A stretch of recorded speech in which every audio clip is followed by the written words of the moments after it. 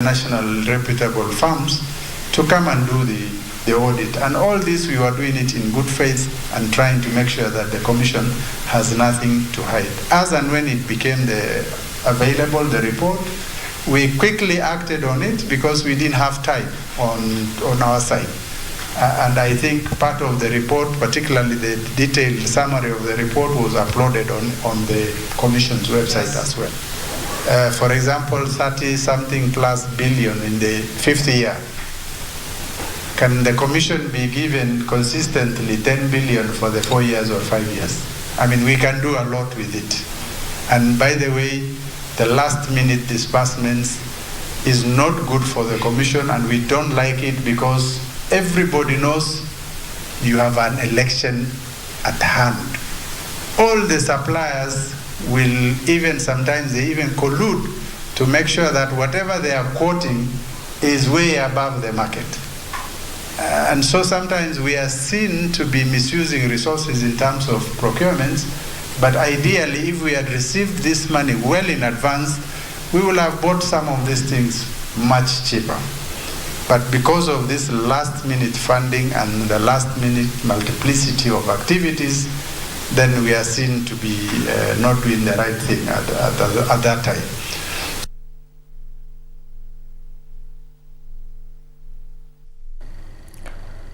Now, the Council of Governors and the national government have agreed to constitute a task force to review the Water Act of 2016 to conform it to the separation of functions under the Constitution. While addressing journalists in Mombasa, the governor said that the move will help solve the perennial water shortage in the counties. Free flow of water has continued to be a challenge in many households across the country. It is against this backdrop that the Council of Governors and the national government have kick-started the process of amending the Water Act 2016. The Council of Governors and the Minister of Water, Sanitation and Irrigation have agreed as follows. Subsection 1. Constitute a multi-stakeholders task team to review the Water Act 2016 to conform with the separation of functions under the Constitution within 6 months. Taita Taveta County Governor Andrew Madime said counties will strengthen public-private partnership models for the construction of 100 dams for water supply as part of building community resilience.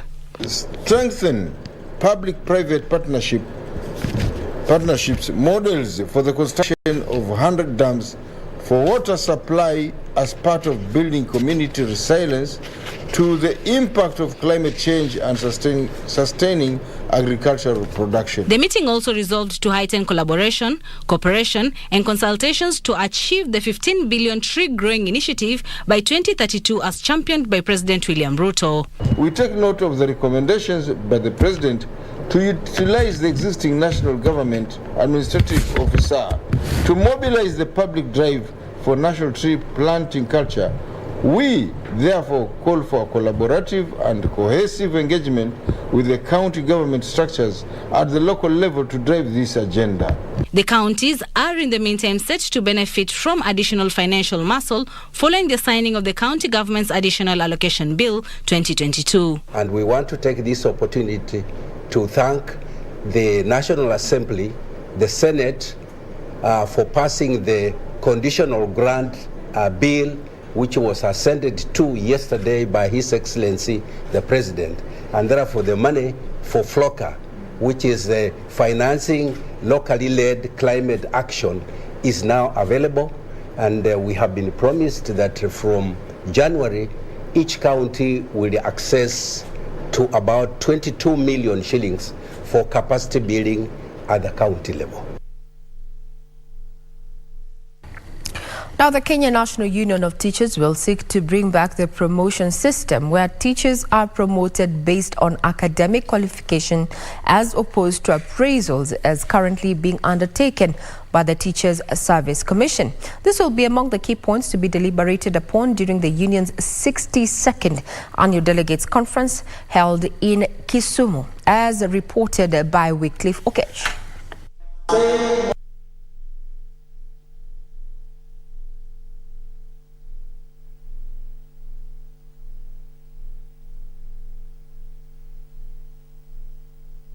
deployment and transfer of teachers, which has affected families. And the family units are never together as before. We shall discuss that because most of our members and our teachers at large have really been affected. Now, the Teachers' Professional Development, TPD, has been a thorn in the flesh for our teachers, where Teachers Service Commission proposed that teachers have to pay $6,000 for the modules. We have appealed, and we are pushing even the Parliamentary Committee on Education, they are sitting today with TSC, to look at this thing once more. When we don't have enough for our teachers even to maintain themselves, how do we go ahead, deep in our pockets again, to cough out another $6,000 to pay for our own induction as said? This should be seen by Teachers Service Commission to be their role.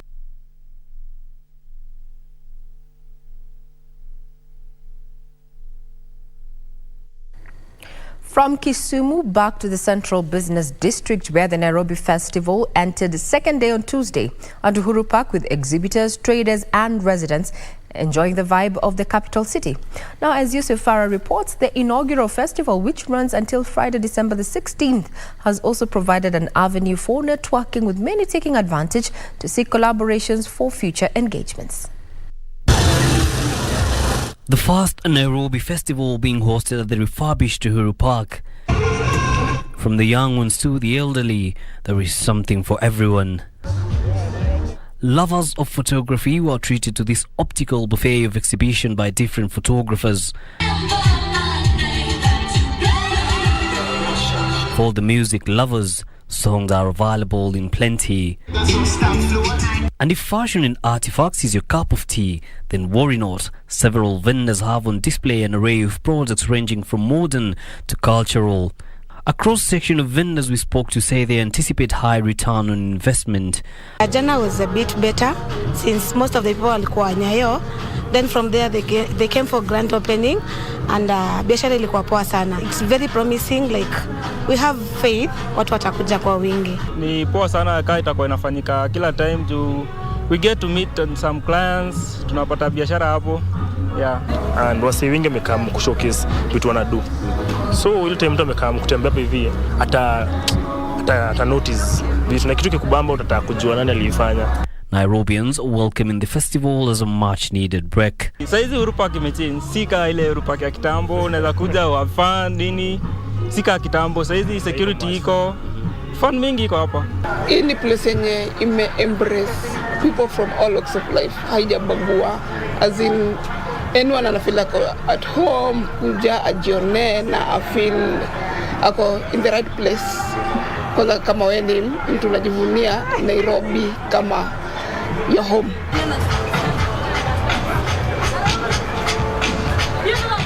Hope Ochieng is a poet in the model, and she's hopeful that her performance will earn her a recognition. I'm working on my poems for the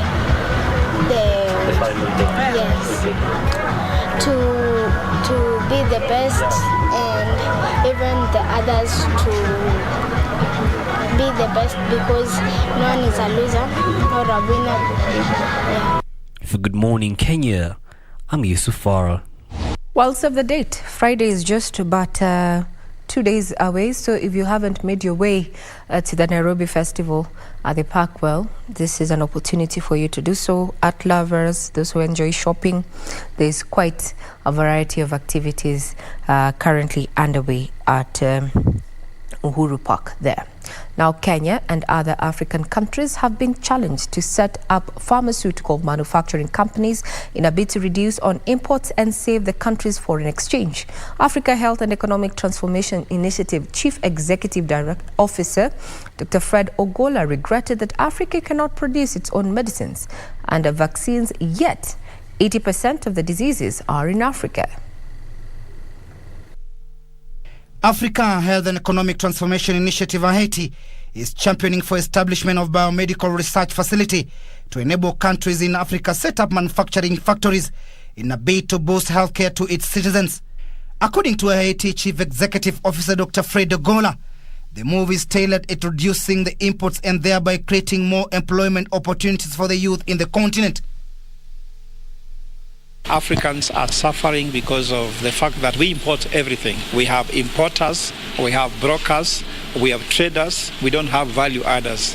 So one thing which is crucial here is that Africa can leapfrog the world in manufacturing medicine. There is an urgent need to set up manufacturing factories in Africa to increase, to reduce imports, and of course save countries foreign exchange, and also create the much needed jobs. The group is also pushing for a national health commission so as to turn around the health sector, particularly in Kenya. If you look at the Kenya market, we have the medical practitioners, and they have a union of their own, but there is no commission. When it comes to harmonizing salaries, the other day we were hearing from the media that an intern is earning so much versus a doctor who has completed is earning something else, which is really a disparity that needs to be harmonized. Healthcare is governed from the West. We don't even have any capacity to be able to sit on the table and discuss with the Western manufacturers. So we are championing that, and we have developed an initiative that will be able to help that happen. Haiti is also planning to establish a health impact fund for Africa to enable investment in pharmaceutical production. I went this way instead of this way. According to OKU Chief Executive Officer Mary Luseka, there is need for collaboration with the pharmaceutical innovators to set up multifunctional biomedical research facilities in Africa so as to advance molecular diagnosis as the first step in precision medicine. There is a conference that is taking place in Kigali in January 2023. It's going to be on the 11th to 12th of January. And during this conference, that's when now stakeholders who have expressed interest in contributing to the fund will be meeting to discuss modalities of how these biomedical facilities can be set up. It is a fund that will be put together to support innovation, to front-load pharmaceutical production in Africa. And it will be based on two principles. Number one, impact. The agenda sets some clear goals on ways to attract investment in Africa for Africa, and the incentives that they are going to put across. Kenya being one of the countries that benefited from the vaccine from India when the COVID-19 struck in this particular country, Haiti is now giving a wake-up call to Kenya and other countries in Africa to ensure they explore and have their own vaccines. Timothy Kipnoso for Good Morning Kenya. Now to the counties, a human rights civil society organization will lead a demonstration today in Kwale town to protest an alleged increase in cases of daylight burglary and theft in the town. Human Rights Agenda said that more than 50 cases of burglary and theft had been reported to the police in the last 5 months, but no action had been taken by the officers to apprehend the perpetrators. Details of this and other stories from our county news roundup. Speaking at a press conference in Malindi town on Tuesday, the organization's senior officials asked Interior Cabinet Secretary Kithure Kindiki and the Inspector General of Police to discipline officers at the Kwale police station whom they accused of lethargy. Kumekuwa na visa ambavyo wenyeji wamekuwa wakiingiliwa na hakuna jambo lolote la maana ambalo limefanyika kutoka kwa askari ama polisi kujaribu kuzuia masala hili. Meanwhile, in Muranga, a group of youth from Kangema donated foodstuff to over 250 families in the area and urged other Kenyans to be mindful of their neighbors and share whatever they can this holiday season. My call to the youth and the community at large is that let us form a habit of getting back to where we came from. Let us remember the elderly, so that at least we're able to walk with them the journey of life. Elsewhere, residents from Kiandege and Mahianyu villages in Laikipia West constituency have protested over the release of 4 suspected vandals who were accused of vandalizing the Gachi borehole. Serikali inaendelea kuwasaka wale wote ambao wametoroka. OCS yamekuja, mipango imeanzishwa. Kwa hivyo nauliza wanaishi wa Mahianyu watulie, serikali inaendelea kuzaka hao ambao walitoroka. Lazima watashikwa na wapelekwe kotini. In Kisumu, the Fellowships of Kisumu County, together with the Nyanza clergy, has organized a week-long interdenominational festival crusade that aims to foster unity and healing. The theme for this conference is hope beyond the storms. Finally, religious leaders are calling on churches, parents, and social organizations to find alternative ways to give children and students responsibilities during the long holiday. As a church, we've had to create forums like this, whereby we can have moments to connect with our children, play together, pray together, and have moments to mentor, to integrate morals and listen to our children's questions.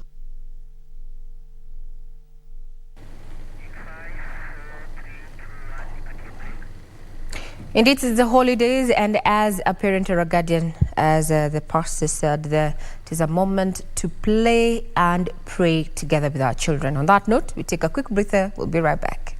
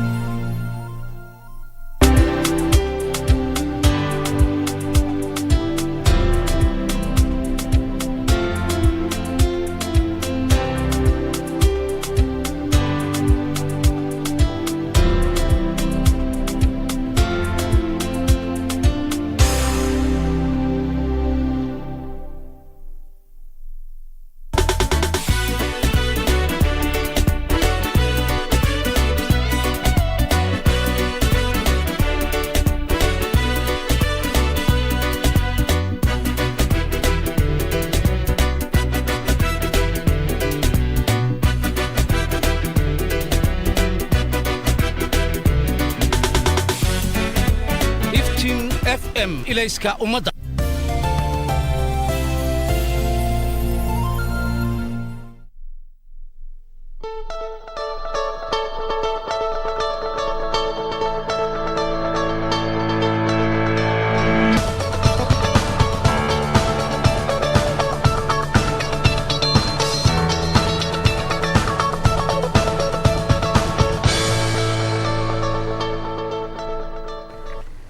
You're still watching In the Headlines right here on KBC Channel 1, and I am Regina Manyara. Now, a section of Migori County residents are decrying exploitation of natural resources by foreigners, saying the environment has been immensely polluted. The residents also fear that the explosive used in mining, especially gold extraction, may cause further damage, noting that buildings have developed cracks while some are on the verge of collapse. The agonizing search for precious minerals in Migori County, the sieving and shifting, is rarely bearing fruit for residents who depend on the venture to make a living. According to the Ministry of Mining and Petroleum, gold mining production capacity reaches 34 tons per year, earning up to an estimated 34 billion Kenyan shillings. However, residents in Kitere village in Rongo within Migori County allude to exploitation by foreign gold miners in the region. Wamefence mahali, wanaendeleza kazi zao, huku wananchi wa kawaida saa zingine wanakatazwa wasiende huko ama wasifanye kazi pale kwa sababu hawana vyeti. The residents say the foreigners who are extensively exploiting the gold mineral deposits in the area are also incorporating use of explosives for mining.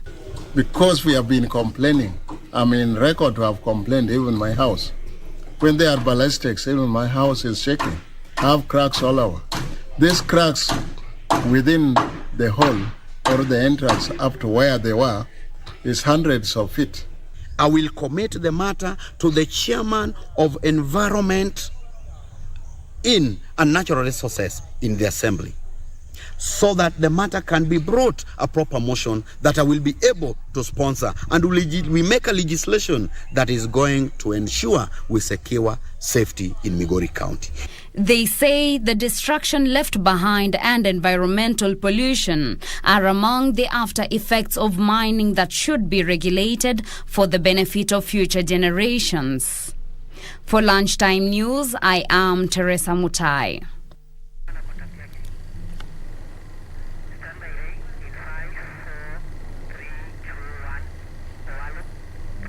Sorry for that mix-up, but that's a report that has been prepared by Teresa there on the news desk there, just highlighting the challenges that miners in Migori are going through and decrying that there's unfair practice that is in favor of foreigners there who are also in the quest for the elusive gold there. If you go back in history, Migori County is known for gold mining. Back in the years, we had the Makalda mines, and they're still operational. And there was a feature that was done that indicated that women in Nyatike can only do the amalgamation process. That's using mercury and cleaning, while the men are allowed to go down the mine shafts that some are even as deep as 500 meters. So in that business, there's a mine shaft owner, there's a land owner, and there's the one who is going to buy the dust. 34 billion estimated, value of gold is mined in the country per year. But gold mining remains artisanal as it is. Now we cross over to matters of internet, where the government is doing everything possible to enhance internet security to ensure that your information is not abused online. This is according to ICT and the Digital Economy Cabinet Secretary Eliud Owalo, who is challenging Kenyans to make good use of free public Wi-Fi hotspots being rolled out across the country, with the latest being at the Wakulima Market in Nairobi County. The launch of public free Wi-Fi hotspot at Wakulima Market follows a similar initiative last month at Nairobi City Market, and coincides with the 2022 Jamhuri Day celebrations, where technology and innovation took center stage. ICT and the Digital Economy Cabinet Secretary Eliud Owalo says the free public Wi-Fi hotspots aim at enabling the public access affordable, efficient, fast and reliable internet that is vital for economic and educational development. Serikali inahakikisha kwamba hiyo internet inakuwa ya bure. Tunataka kupeleka kwa masoko, tunataka kupeleka kwa mashule, ili mwananchi ya kawaida awe na njia ya kutumia internet.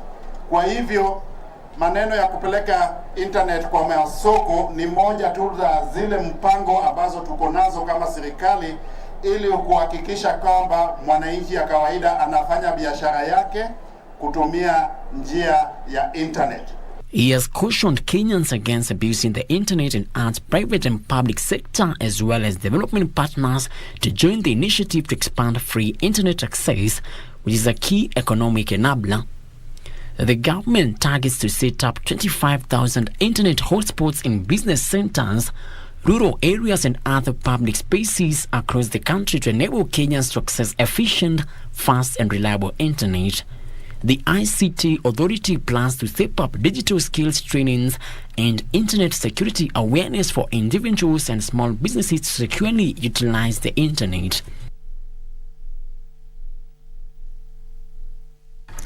Now, Kenyan small businesses believe access to markets and networking opportunities for their products within the East African region would drive their growth. They're calling for regular trade exhibitions to increase their visibility. The abundance of goods and services within the East African community. The World Bank indicates that Kenya's 7.4 million businesses hold the key to job creation and productivity, but they urgently need greater access to credit to scale up operations and grow their productivity.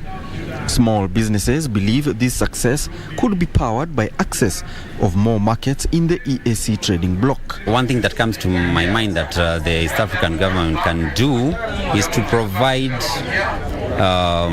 like the spaces. I know like in Kenya, Msea, there are these spaces where guys can work. I'm sure when you look at the other regions, I'm sure there are MCEAs, they have other regions or spaces that we can work at, yeah?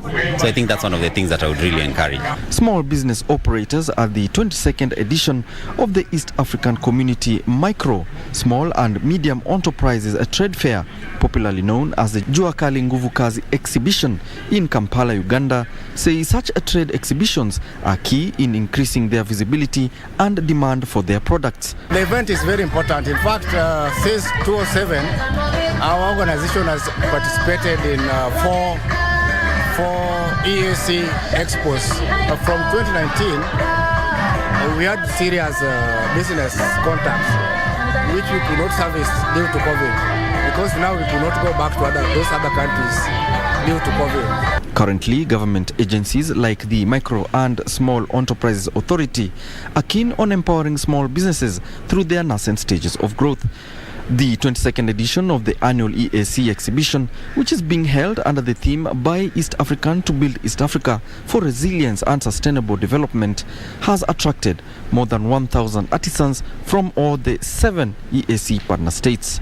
Experts reiterate that the more than 300 million strong market in the East Africa region is a game changer with great potential. Alan Naoko, Kololo Grounds in Kampala, Uganda.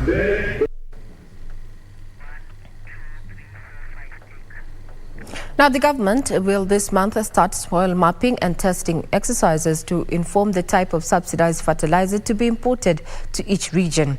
Crops Director Douglas Kange is urging farmers to participate in the month-long exercise once it is rolled out.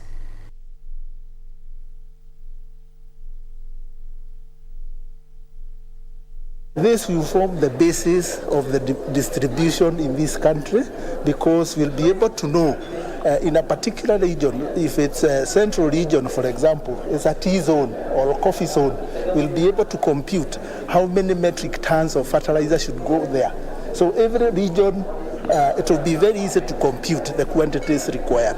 Acidity is a big issue, because I have done some work using lime in Uasin Gishu, and by applying lime and the balanced fertilization, we can increase the yield of maize by over 300%. That means we have reduced it by the same percentage.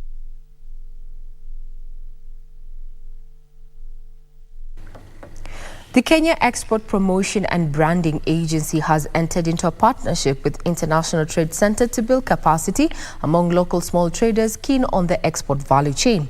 KEPROBA Director for Stakeholder Coordination, Floyce Mukabana, says that the e-commerce platform will enable traders secure new buyers for Kenyan-made products. She says the digital space presents numerous opportunities to reach new markets across the globe. Access to markets remains a challenge to a majority of small traders. Any person who succeeds must have embraced e-commerce, because it is the way of doing business that has no boundaries. Leveraging the digital space has been backed as a solution due to its numerous potential to tap new markets across the globe. Momentum is there. There's a huge amount of trade happening online. And of course, as a result of the lockdown, the digital transformation has accelerated across the world. However, to fully onboard SMEs, there is need for e-commerce capacity building in the form of clinics and technical workshops, as well as networking opportunities. We believe e-commerce sites will enable Kenyans to penetrate untapped markets, link new buyers to Kenyan-made products, while also giving ample space for research on Kenyan products and online purchases from buyers in different countries. Under the Ecom Connect program, small business owners will be trained and offered online and offline visibility tools. So far, over 200 SMEs have enlisted for the program that targets various export products. At least for those who have smartphones, they can go on the device, connect, download the app for free, and then visualize all of the content. So obviously we are adding content around digital, so maybe that's how to create a Facebook profile, business profile, how to create a Google business profile, etc. There's also content which they may be interested in terms of health, in terms of finance. So that's one of the ways that we're trying to reach more people that may not otherwise have the opportunity. Keproba has set up a fully integrated and interactive portal to provide exporters, buyers and sellers an opportunity to showcase and trade their products. Regina Manyara reporting for KBC Channel 1. Now, that was a recap for what was happening there at the Keproba building there on Anniversary Towers. That's their office there. And remember, this particular training to offer, visibility tools to MSMEs is totally free. So you can check out the Kenya Export and Promotion Branding Agency website for further details. Now, top seed Crispin Odhiambo emerged as the overall winner of the annual Jamhuri Drafts tournament played at Mbotela Social Hall, Nairobi. Munyirusha finished second, while Mombasa-based Said Naji was placed third. According to Kenya Drafts Association Treasurer Charles Musyoka, the tournament was used to gauge the preparedness of the players ahead of the Turkey Open Draft Championship, where Crispin Odhiambo will represent Kenya. 17 players drawn from Nairobi, Mombasa, Kisumu and Machakos took part in the tournament. The winners walked away with cash prizes and trophies.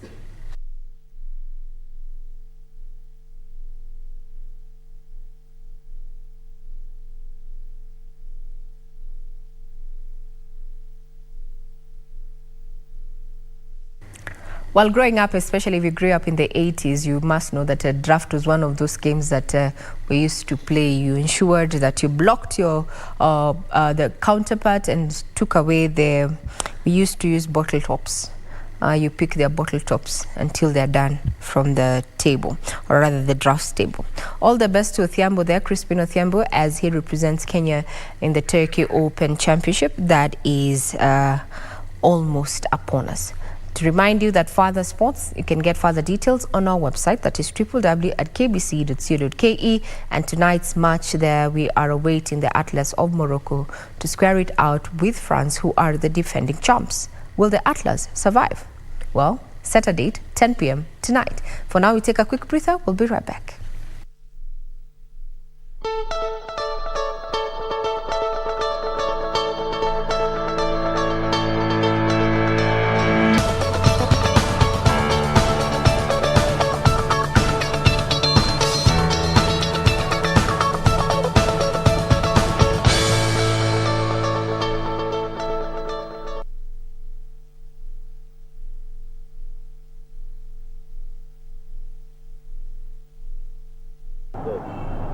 What's the primary use of a mobile phone? In most instances, communication. But now the Media Council of Kenya has recognized it as a professional tool. So what does this mean for the journalist?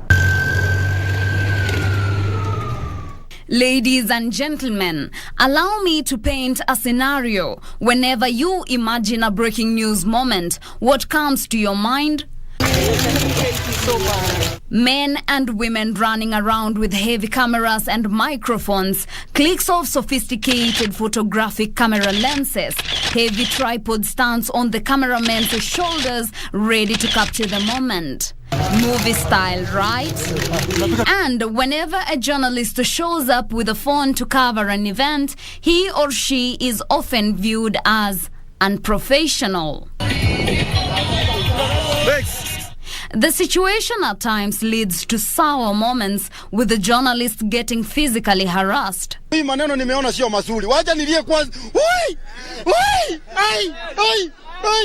A statement published about a journalist getting harassed reads, "The scuffle started when one officer pulled the journalist back as he tried to record the event with his mobile phone. The story that heavily circulated on social media platforms, among many other, led to the Media Council of Kenya recognizing the use of smartphones as professional media equipment. A section of the statement states, the Media Council of Kenya wishes to notify the public and all security officers that mobile phones in use by duly accredited journalists and media practitioners are recognized as professional equipment.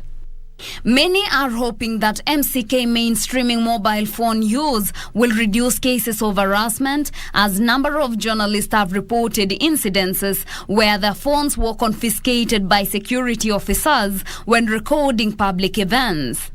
We catch up with Emmanuel Yegon, the co-founder of Mobile Journalism Africa, through an online call for his take on MCK's pronouncement on the use of phones. He says the use of mobile phones for professional storytelling is a welcome addition that enables journalists to tell stories in real time. Yegon holds the adaptation to mobile journalism may take time, citing that a lot of training on how to report using mobile phones needs to be undertaken. It's going to be a game changer. It might not be that immediate that people start recognizing them, but I think it is going to change how we are viewed, as journalists using smartphones too. He further criticizes that the downside is everyone thinking they can be journalists. Hence, there is need to clearly state the regulations of mobile usage by accredited journalists. It's a progressive step. Considering that it is the Media Council of Kenya that, is recognizing mobile, the use of smartphones for storytelling. But even for the others, even for the trainings that we do for the other people who are not journalists, the storytellers, people who want to create content on YouTube, we always remind them, you have to, be mindful of where you're recording. A spot check conducted at Kenya Broadcasting Corporation captures the different views and sentiments of what professional journalists think of recognizing mobile phones as professional equipment. Mobile journalism has been happening. I mean, it has become a fad in the newsroom. This is something that has been happening in the last 10 years. And I must say that, as MCK is late, definitely, Mobile journalism has been around for ages now. It was about time that Kenya actually makes sure that journalists are protected when they are doing their work with whatever equipment that they are using. The use of mobile phones might make quackism to increase, because as you see the way they are flooding during functions, they will use it as a tool to say MCK has said we use it for professional purpose. As long as we're using it in a well-regulated way and we make sure we don't infringe on the rights of the others, I think it's the right direction. Embracing technology and making sure we use it to the best of our capabilities. We delve further into the social media space to seek views of mobile journalists. Kyoko tweeted, "I'm in full support of these." Yusuf, mobile journalism, clapping emoji. Ras Bashir, then we are all journalists, including me. Ni sherehe kubwa sana, hata siwezi kusema mengi. Thank you very much. The council in the statement has encouraged training institutions, media organizations and professional support groups to escalate the inclusion of the use of smartphones as tools for journalistic practices in their training curricula as a matter of priority. It seems the move has been positively received by the journalists as the media houses continue to advance. For KBC Channel 1, I am Teresa Mutai.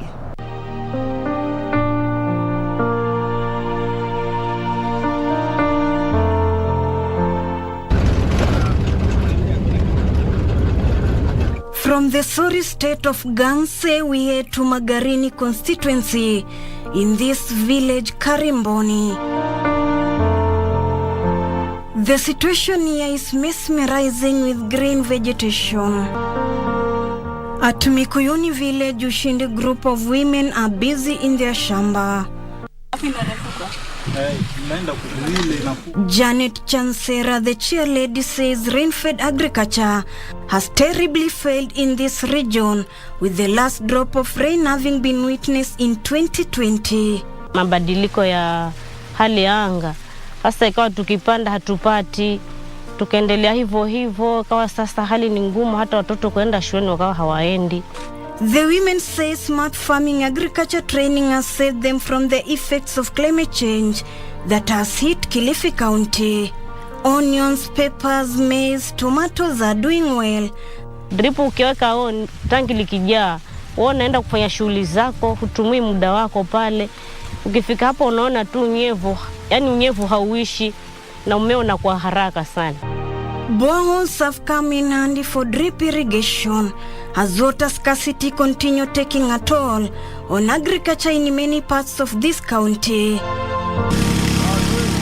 In this homestead, we met members of Tupendane women group. Today, they are dehusking maize after a bumper harvest. Hizi ni ekari 12. Tumeacha tu kiasi, tumeacha biringanya na tomato kama ekari 2 ndio hatukulima. Lakini hizo sahihi wakati kama kuna nyesha huwa tunapanda mahindi kwa sababu kitu kama tomato na hii mabadiliko ya hali ya nini huwa zina shida. Kwa hivyo kama ni wakati wa kwa pengine mara nyingine kuna nyesha, anga haieleweki, huwa tunapanda mahindi. Sasa kama sahihi tumepanda mahindi na tumevuna, tunashukuru Mungu, tumevuna. The chair lady Zawadi John urges more people to venture into farming since it's beneficial to their families and the community at large. Kufikia sasa hatujafikiria kuacha kulima, hakuna. Tunataka tunaendelea kulima kwa sababu mwanzo tulikuwa tunalima wenyewe, lakini saa hii kuna watu pia wanapata ajira. Mtu akija asubuhi anafanya kazi, anatoka anapata pesa na mara nyingine anapata hata kama ni mboga. But what has the Ministry of Agriculture in Kilifi County done to help farmers? We do farmer sensitization on the effects of climate change. Then we train them on good agricultural practices so that farmers can utilize their farms using the correct methods of farming. Thirdly, we also caution farmers, or we also advise our farmers to take crop insurance again. According to Larry Mwendo, a project officer with World Vision in Marafa, the drip irrigation is one of the many interventions they have employed to curb the adverse weather patterns. And as the world heads to COP27 in Egypt next month, Africa is unified with the goal to secure accountability for climate justice. Mapato yake ni mazuri. Hapo unakula, unasomesha, kisha unapata kitu kidogo kaku. With 23 counties having been listed as drought-hit counties, residents here are reaping big from farming. Reporting for KBC from Karimboni, Kilifi County, I'm Ruth Wamboi.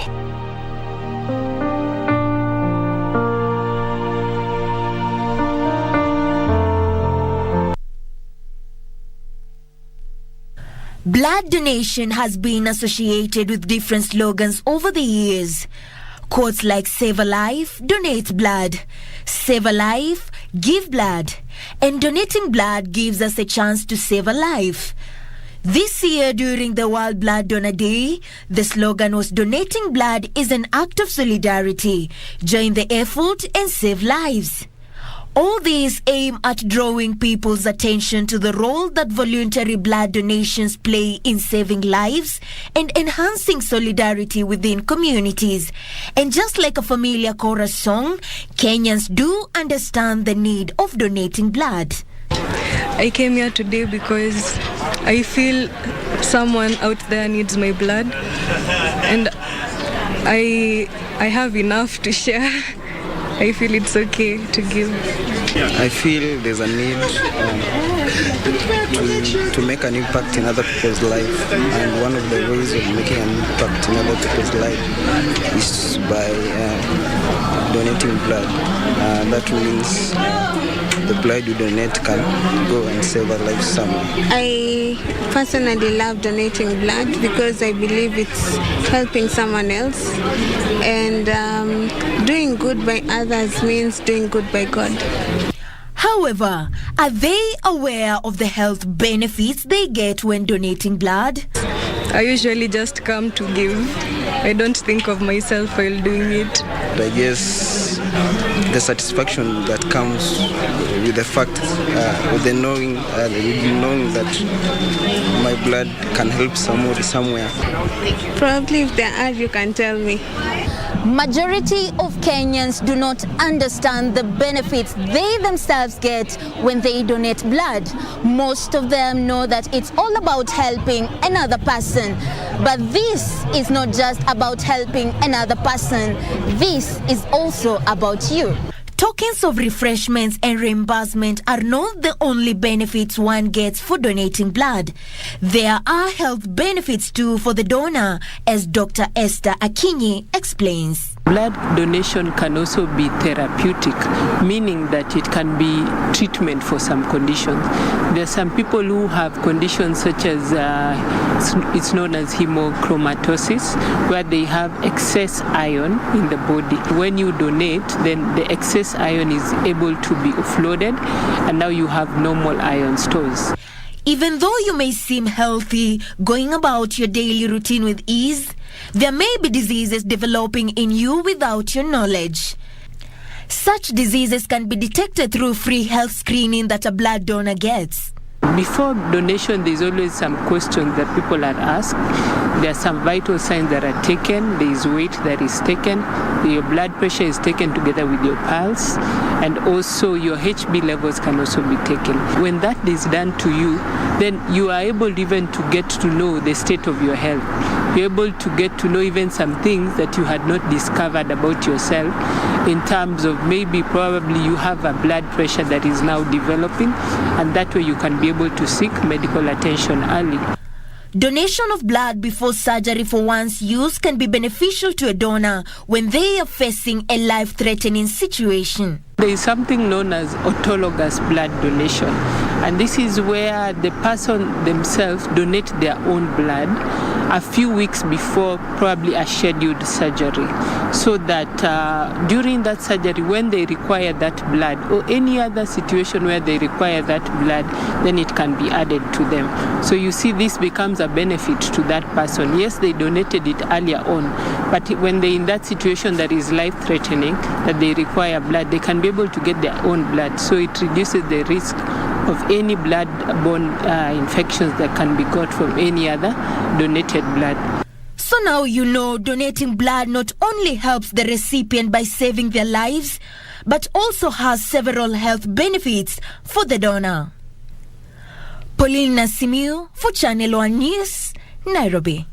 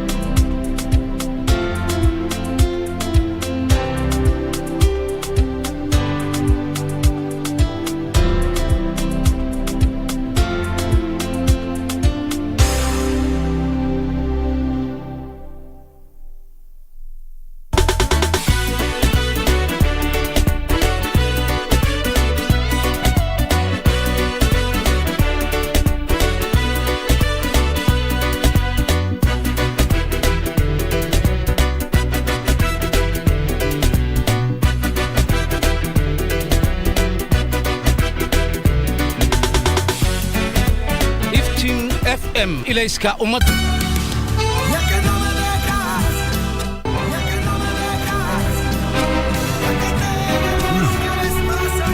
No, something's wrong here. There's a strange taste. It's like something's in here. So good. It's so good. Really? Oh my goodness.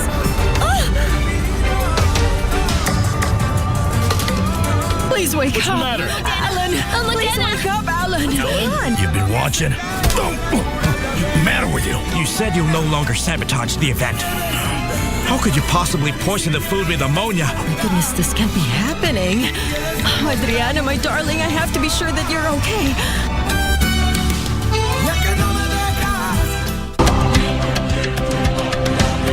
Have you ever thought of a desert safari in Kenya? We have natural sand dunes where you can only see that in Dubai. So we brought Dubai down here.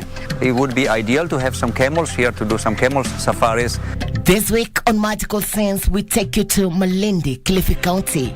You can drive on this magical sand dunes. I was taking some pics with my friend and she was like, take some because I want to post and say that I'm in Dubai.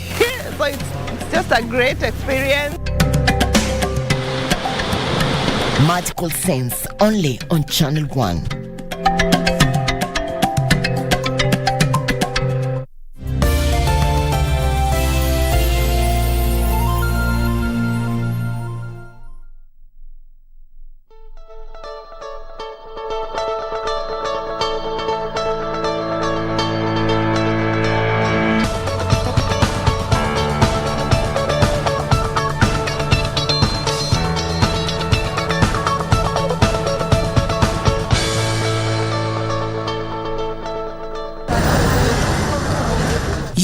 Most of them clad in short-sleeved shirts and shorts just to reveal the artistry of tattoo pigmentation on parts of their bodies. It is a sense of pride in their identity and beauty. But amid the growing popularity of tattoos, there are those still averse to it. Kitambo kaangalia ile kitu imeleta stories za tattoo nowadays. Unapata kitambo watoto nini na jinsia familia vile walikuwa wamejiweka ile madili ile ya kitambo kama tamaduni ya kitambo. Tattoo ilikuwa forbidden sana, lakini sasa unapata hii modern world, mambo technology, mambo ya Facebook, social media platform ndio imeleta hizi stories za imechangia hizo stories za tattoo.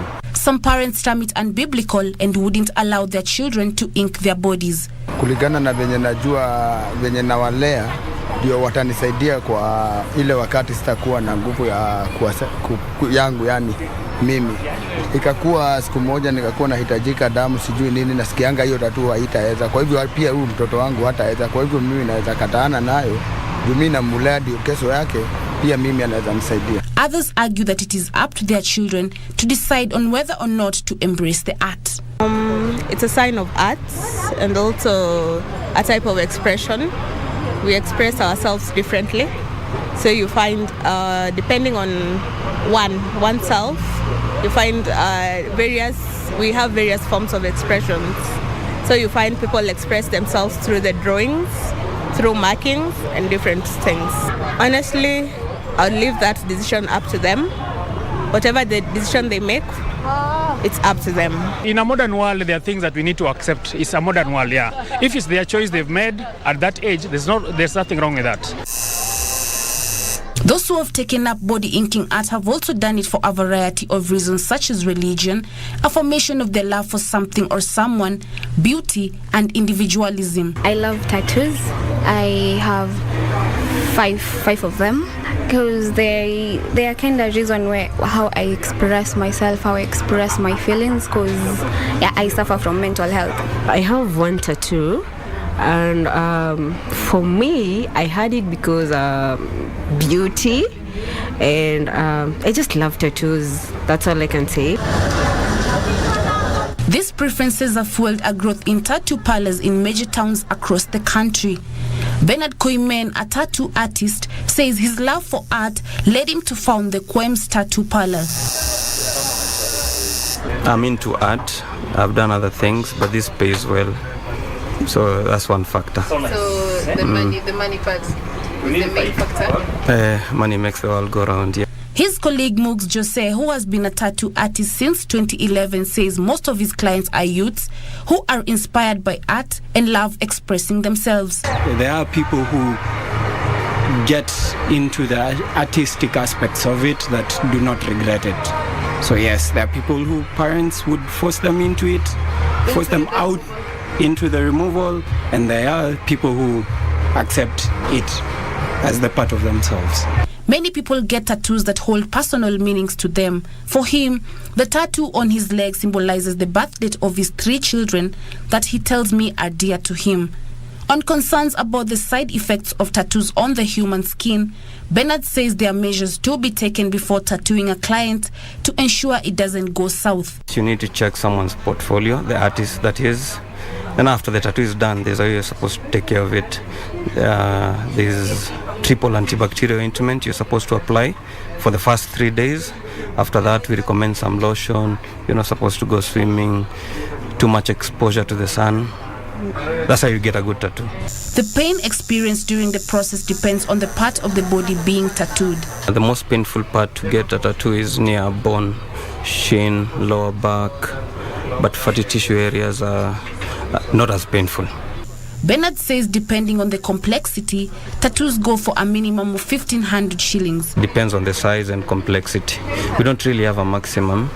Depends on the complexity. A form of tattooing called microshading is one of the latest trends, popular among women in their quest to feel more secure about their beauty.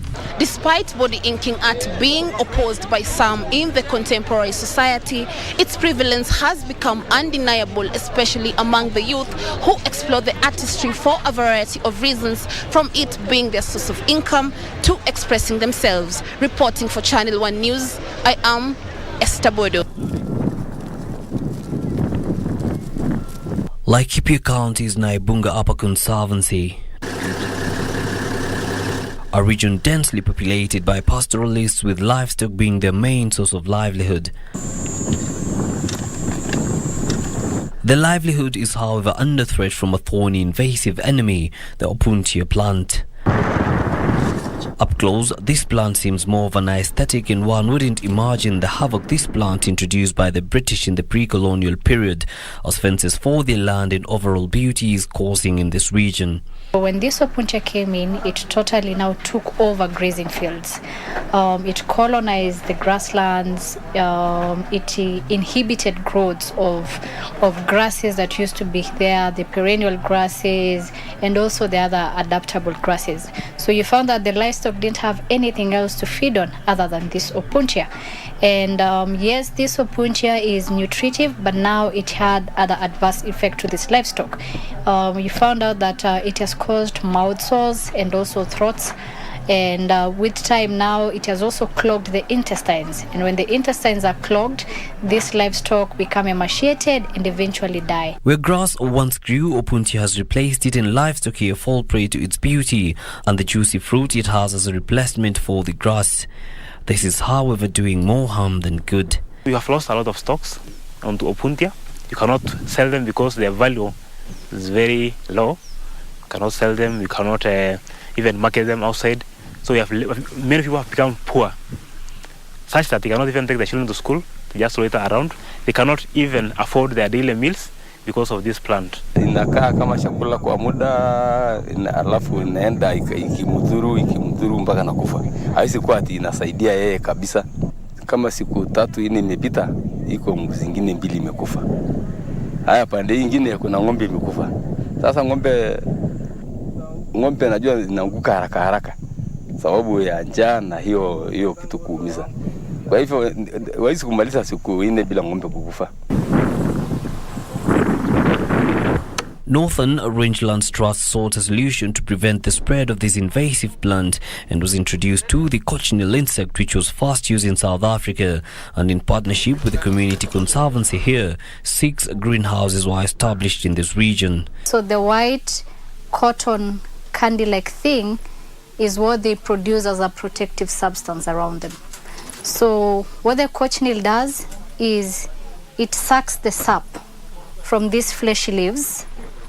These are fresh leaf, and as you can see, it just has very small manifestation of the cochineal.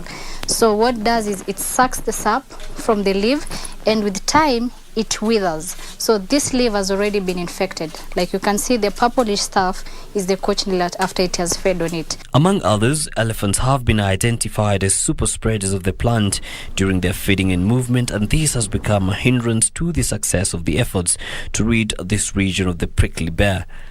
Ikaanza kuwa na wanyama kama ndugu wanaingia huko ndani, wanakula. Sasa wakatawanya spread mali yote. Other plants are not doing well because they observe a lot of water, so it dominates places, and it also can grow anywhere. We have blind animals back at home. You can see some of the goats that are totally blind, cows, and also some that cannot graze due to the affection of the lips and also the tongues.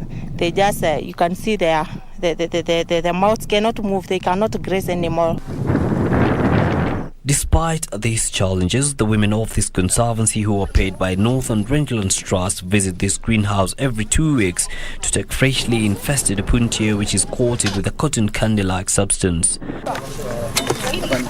The infected ones are placed at the base of the healthy cacti, and wind transfers the flightless insects to adjacent plants to allow fresh infestation. The sap-sucking insect feeds on the plant to its complete decomposition. When now the virus consumes the sap, the plants become like this. They dries totally and it dies. And now when it now dies, it just spreads on the ground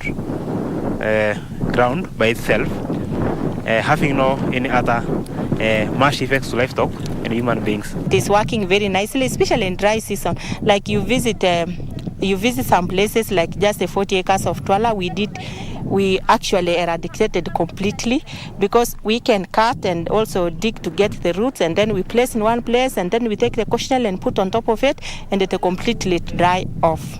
Women involvement in this project has been a game changer for us because it's been very easy to involve women in this process.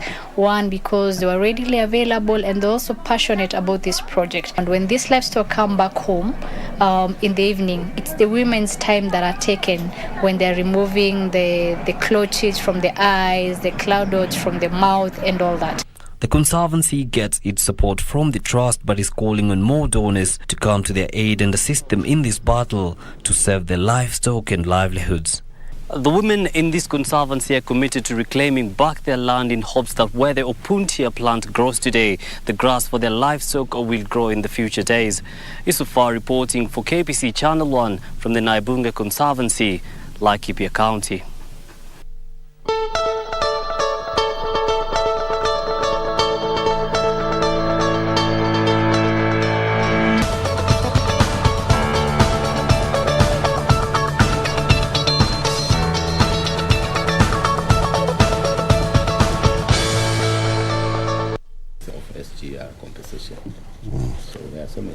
All right, welcome back. You're still watching Good Morning Kenya. It's now a few minutes to 8 o'clock. That is 7:50. Welcome to the program.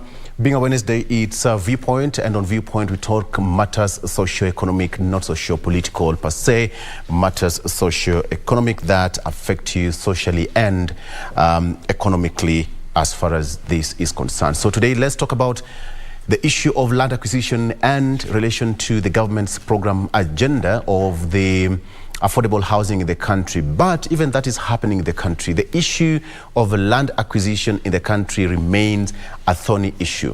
It has been something that has been happening over the years from regime to another. But today we want us to talk about the nitty-gritties and fill the gaps where land matters are concerned. We welcome your feedback, we welcome your questions and even your comments on our social media handles. You can even talk to me directly on my social media handle at Victor Olo or at KBC Channel 1. Let's get the show on the road, and with me in studio I have got Peter Gitau, who is a director at Olive Limited, who is going to help me to talk about this issue from A to Z. Welcome to the program, Director Peter Gitau. Thank you so much, Mr. Peter, for hosting me. All right, karibu sana. Asante. All right, now let's start where we should. Yeah. We are in 2022. The year is almost coming to an end. Sure. I want to get your, as a taxpayer, as a Kenyan, yes. Have you achieved any of your wishes, your dreams, aspirations? Well, as an individual. As an individual. Yes. Maybe, every other year, individually, people have their own resolutions. Mm-hmm. And personally, I can say I've not met all of my resolutions that I had set during the start of the year. but at least I have managed to get like 50% of it. Considering that in the industries that I'm in, yes, we are really affected by the year being an electioneering year. Yeah. At least it usually stagnates the economic activities, hence affecting all businesses. So I can't say that I was able to achieve, but I really thank God. 50% is rather good. It's rather good. If you had a target of 100, it's a pass. It's a pass. It's a pass. So we can give you two that rolling into the next year. Yeah. We'll excuse that perhaps you can take the remaining I'm very 50. optimistic. Absolutely. I'm very optimistic. You're way better than me. I'm not around 50, but we still have so many days to go to the end of the year, so I hope I'll crack that 50% mark. Yes. Let's talk about land issues today. The government is rolling out the affordable housing program, which the president even talked about during Jamhuri Day celebrations, yes, which is quite close to the heart of the president. We talked about it here some times back, and now we still want to extend it a bit. We want to understand the issue of land acquisition in relation to the affordable housing. One, let me ask you this question. Yes. How does one go about land acquisition? I have some cash pending somewhere, and I have identified a piece of land that I want to acquire. Yes. Just A to Z steps. How does one go about it? For any person who doesn't have an idea. Land acquisition, one, is a right for every Kenyan to own land wherever they want. And it has been a thorny issue, matters with land. Land is very emotional, I want to say. Absolutely. Very emotional. Yeah. And now to go to direct to your question, how do you acquire a piece of land? One, once you have identified a land, a parcel of land that either a company is selling, an individual is selling, the first thing that you are supposed to request from the seller is a copy of that title. Once you have acquired that copy of the title deed, you go to the land registry. That's a local land registry, because every jurisdiction has the registry. And after going to the registry, you do what we call a search. An official search. And nowadays, it is digitized. You can do it online. Using the Adisasa platform. You can log in, and you can, once you key in the details of the land, you can verify if he is the real owner, or the one who is selling to you, or the company that is selling to you is the real owner.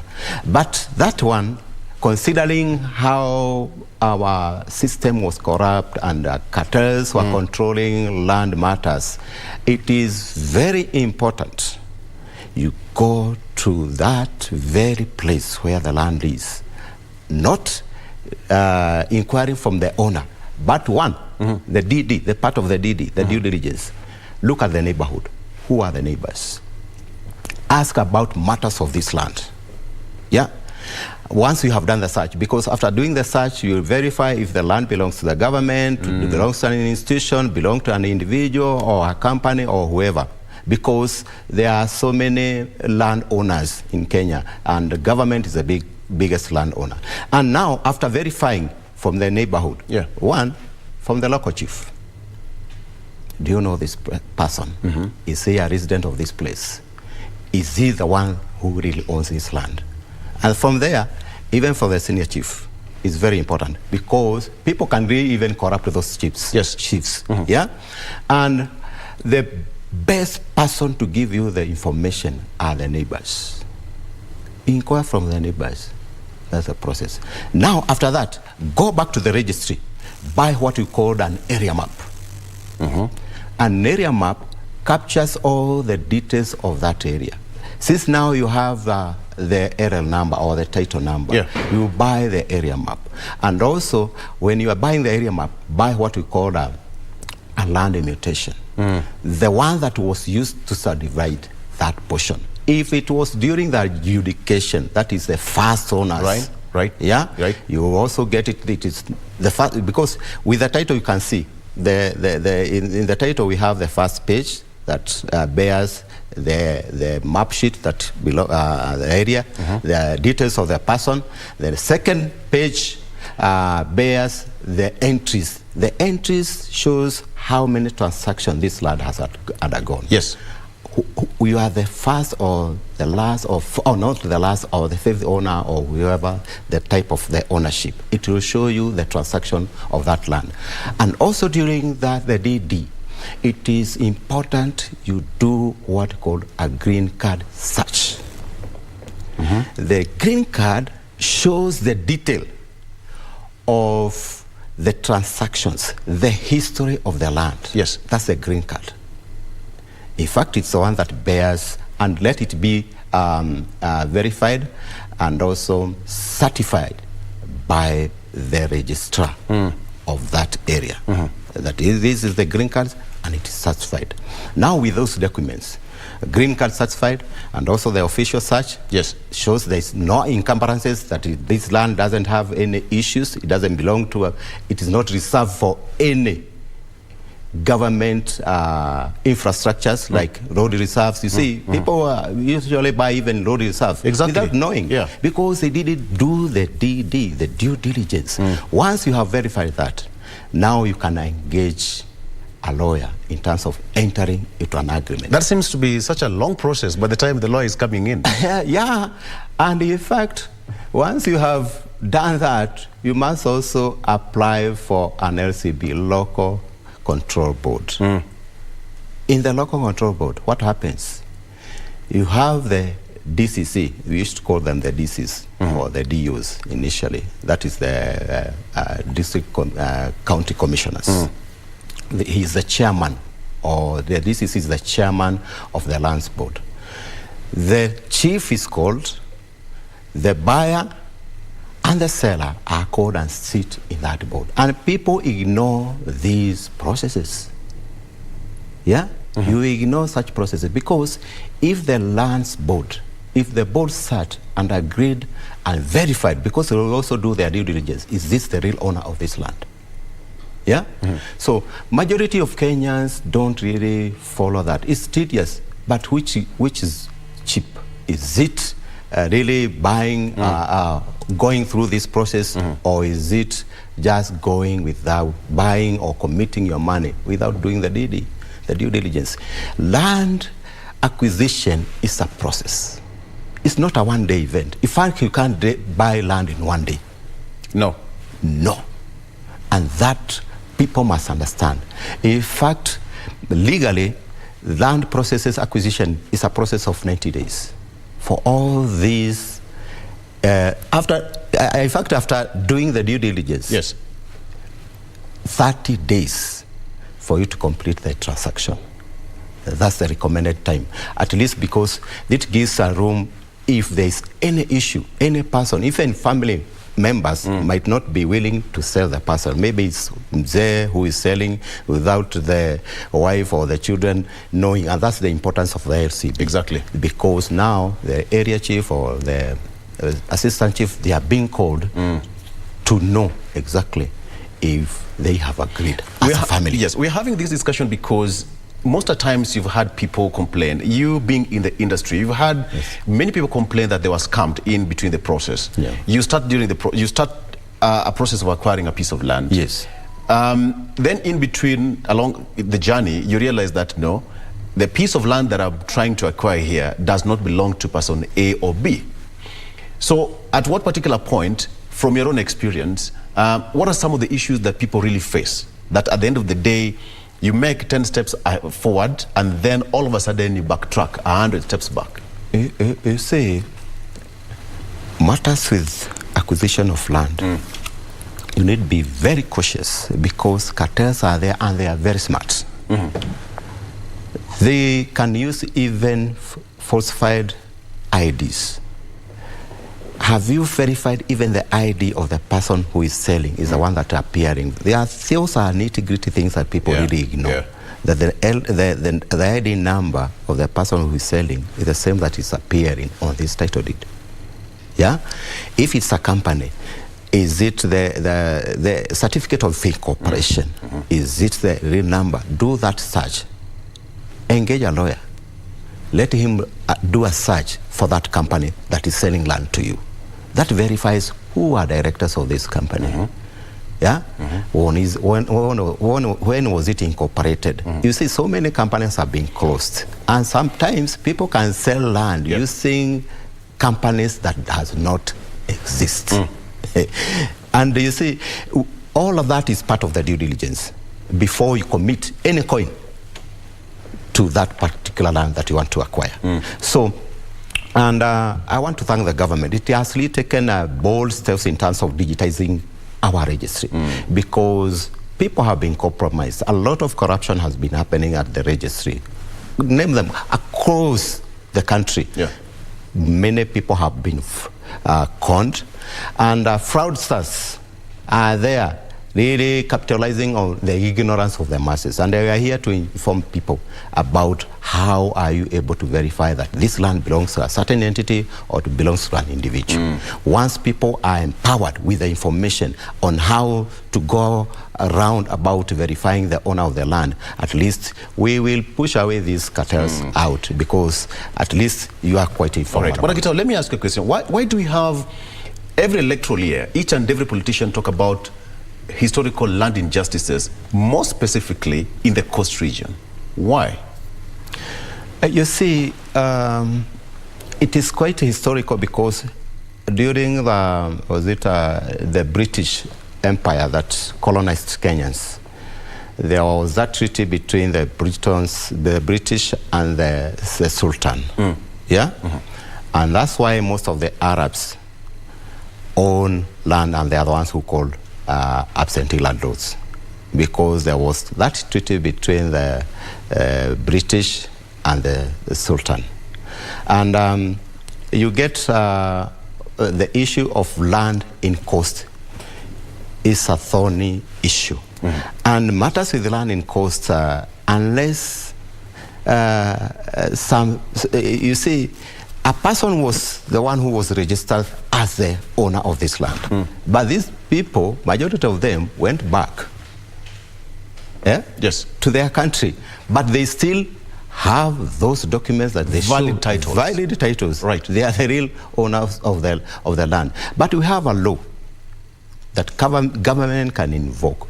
You see, if you have stayed in a parcel of land for 12 years without the owner coming to show up, we have a law that protects you. You can own that land, and the government can transfer that land to you.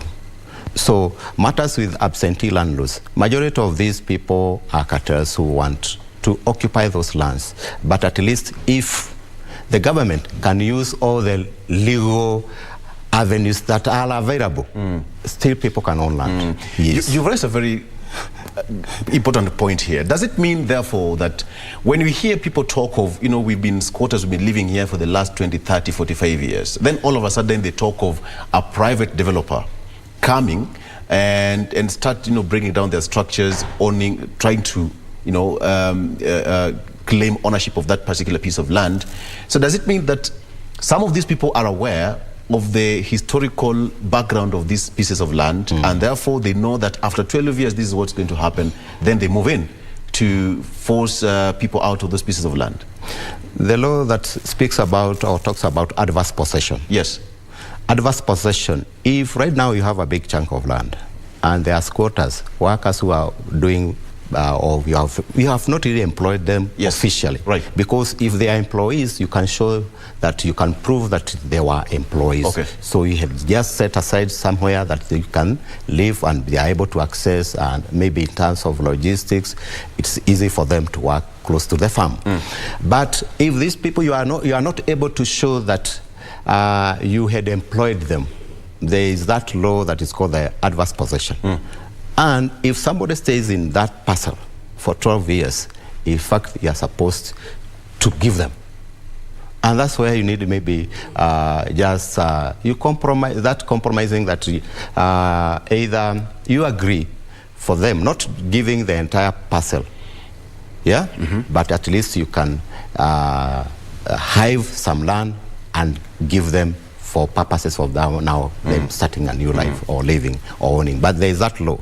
And in fact, it has affected majority of Kenyans who are in the diaspora, who bought land, they left it just bare, without a person looking after it, without any economic activity. And people come and settle because the owner is not around.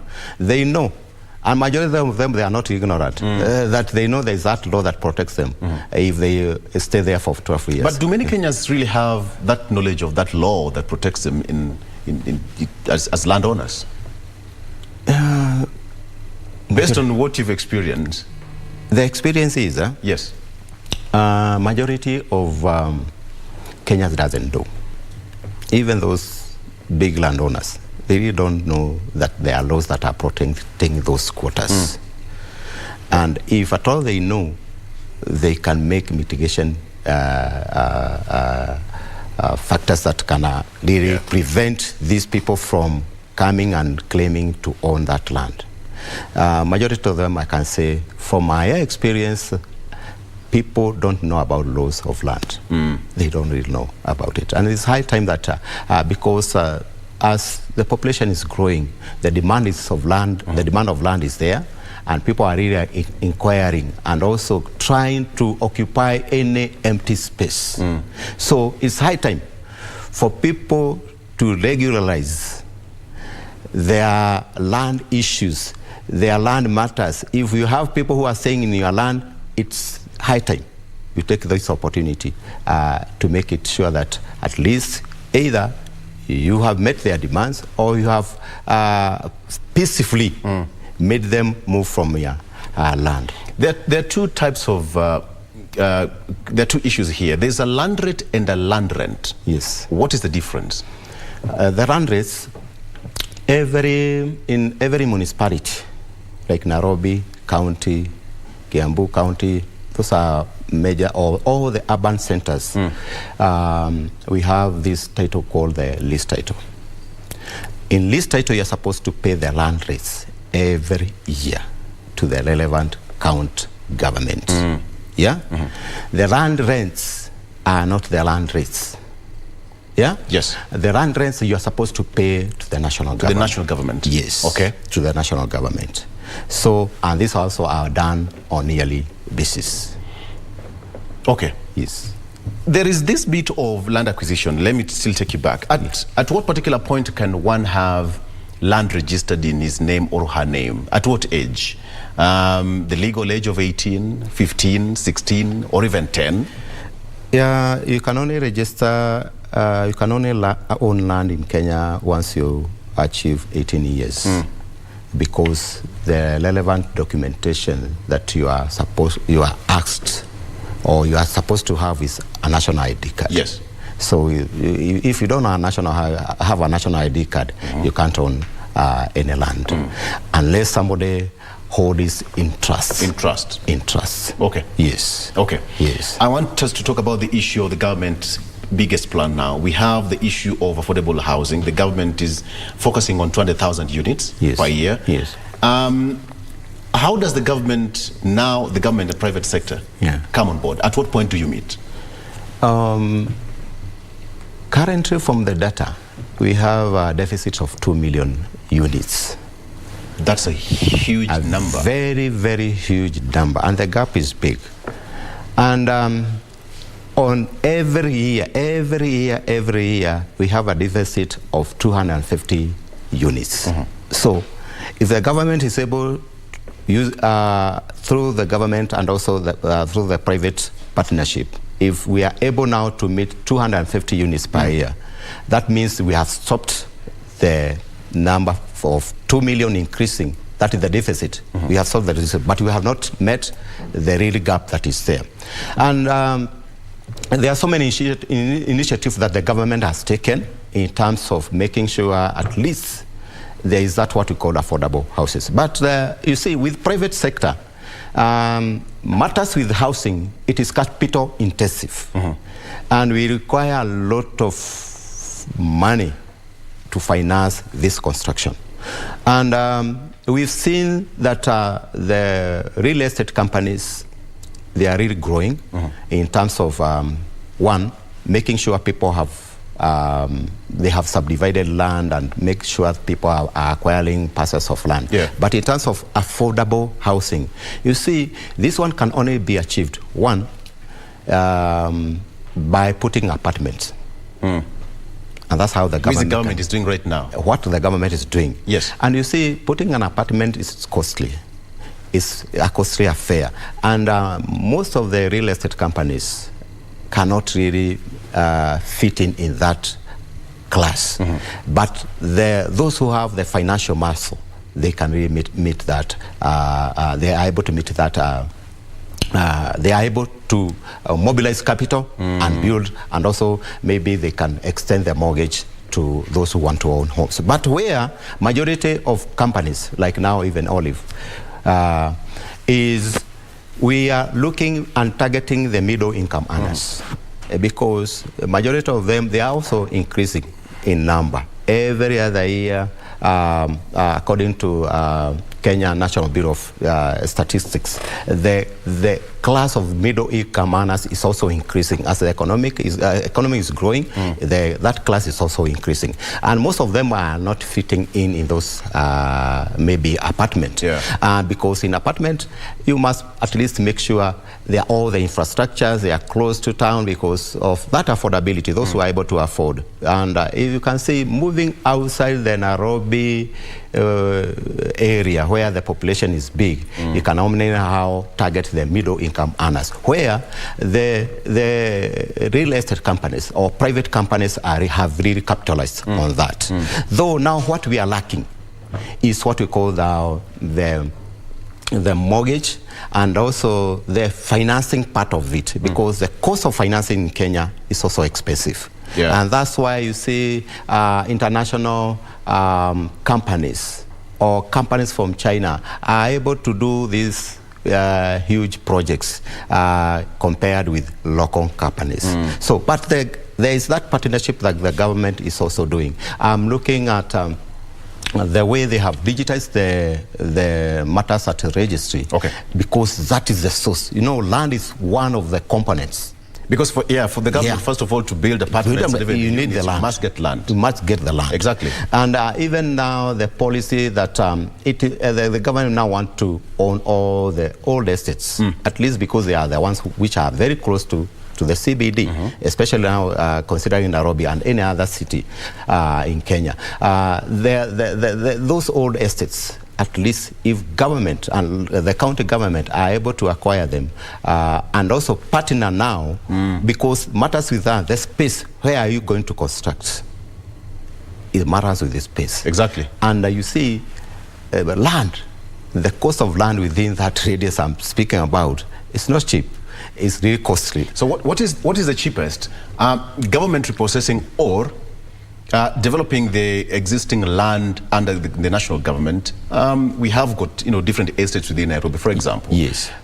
You say we are going to bring down these structures which were built way back in the 70s and the 60s, and then we are going to build modern apartments. Yeah. Or acquiring land and starting from scratch. Which is cheaper?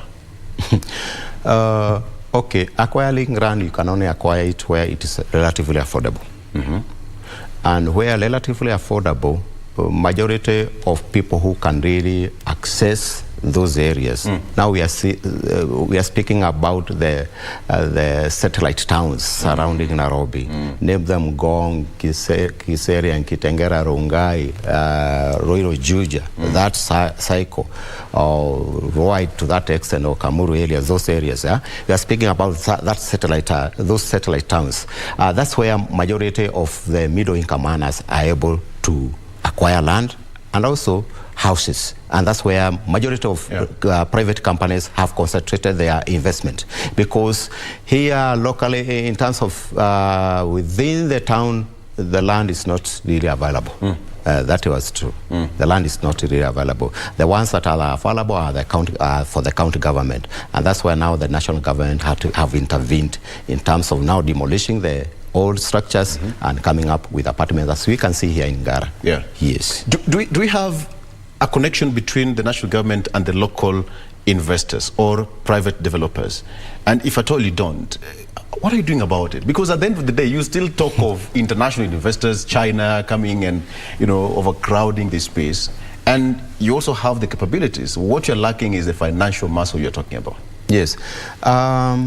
What the government have really done even relevant county government authorities is about now the zoning, because there are areas that was not supposed to be residential places. Right. Now they have accepted to have the change of use from agricultural to now residential. At least the county government has seen that because of the pressure of demand of land, of demand of houses. At least the county government are really changing their laws to accommodate now residential buildings in those areas that were marked for purely agriculture. We can see a lot of coffee plantation being uprooted in Kiambu County and other areas that were supposed to be pastoralists in around maybe Kajiado County that are now turning to become residential areas. So there is that effort of county government. They have realized, yes, the land demand is high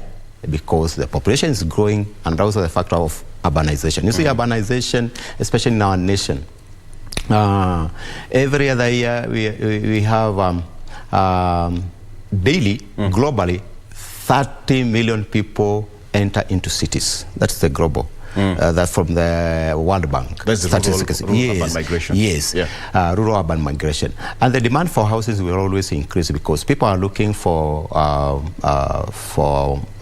maybe social amenities. They are looking for how they can improve on their lives, because in the rural places things are not really doing well. So people usually migrate for many factors. So considering 500 people are entering into the cities every year, that is the demand for houses. So what is the ratio? what is the ratio, the demand ratio in terms of people coming into the city and the availability of, you know, the accommodation and the land, and people looking for places to keep up? If we consider a unit can hold 4 people. That's a unit can hold 4 people. Yes. And every year we have 500 people who are entering into cities. That's the demand. So 4 to 500, I think, is 1 to... That's why now we are getting the deficit of 250,000 units per year. That is the demand. Yeah? And that's why where we have now the deficit. If we are able to meet that demand of 250,000, because of urbanization and so many other factors that are making people to move to urban centers, that's the ratio of people, the demand, and the demand and the inflow of people to cities. Yes. And the demand of the housing. We have that aspect of devolved units. Yes. County governments right now. Yes. And the whole aspect of having devolved units is just to bring services close to the people. And if you're talking about the satellites town, for example, within Nairobi, Rongai, Kiserian, etc., are you trying as private developers or even investors to go outside the counties and develop those areas? Because when you talk about rural urban migration, a majority of people are still talking about, you know, for me to get a job, I have to come to Nairobi. Okay? So what are you doing as private developers and even in your cycle, all right, of investors to spread into the counties to accommodate those people so that we stop the rural urban migration and the upsurge of demand of accommodation in the cities?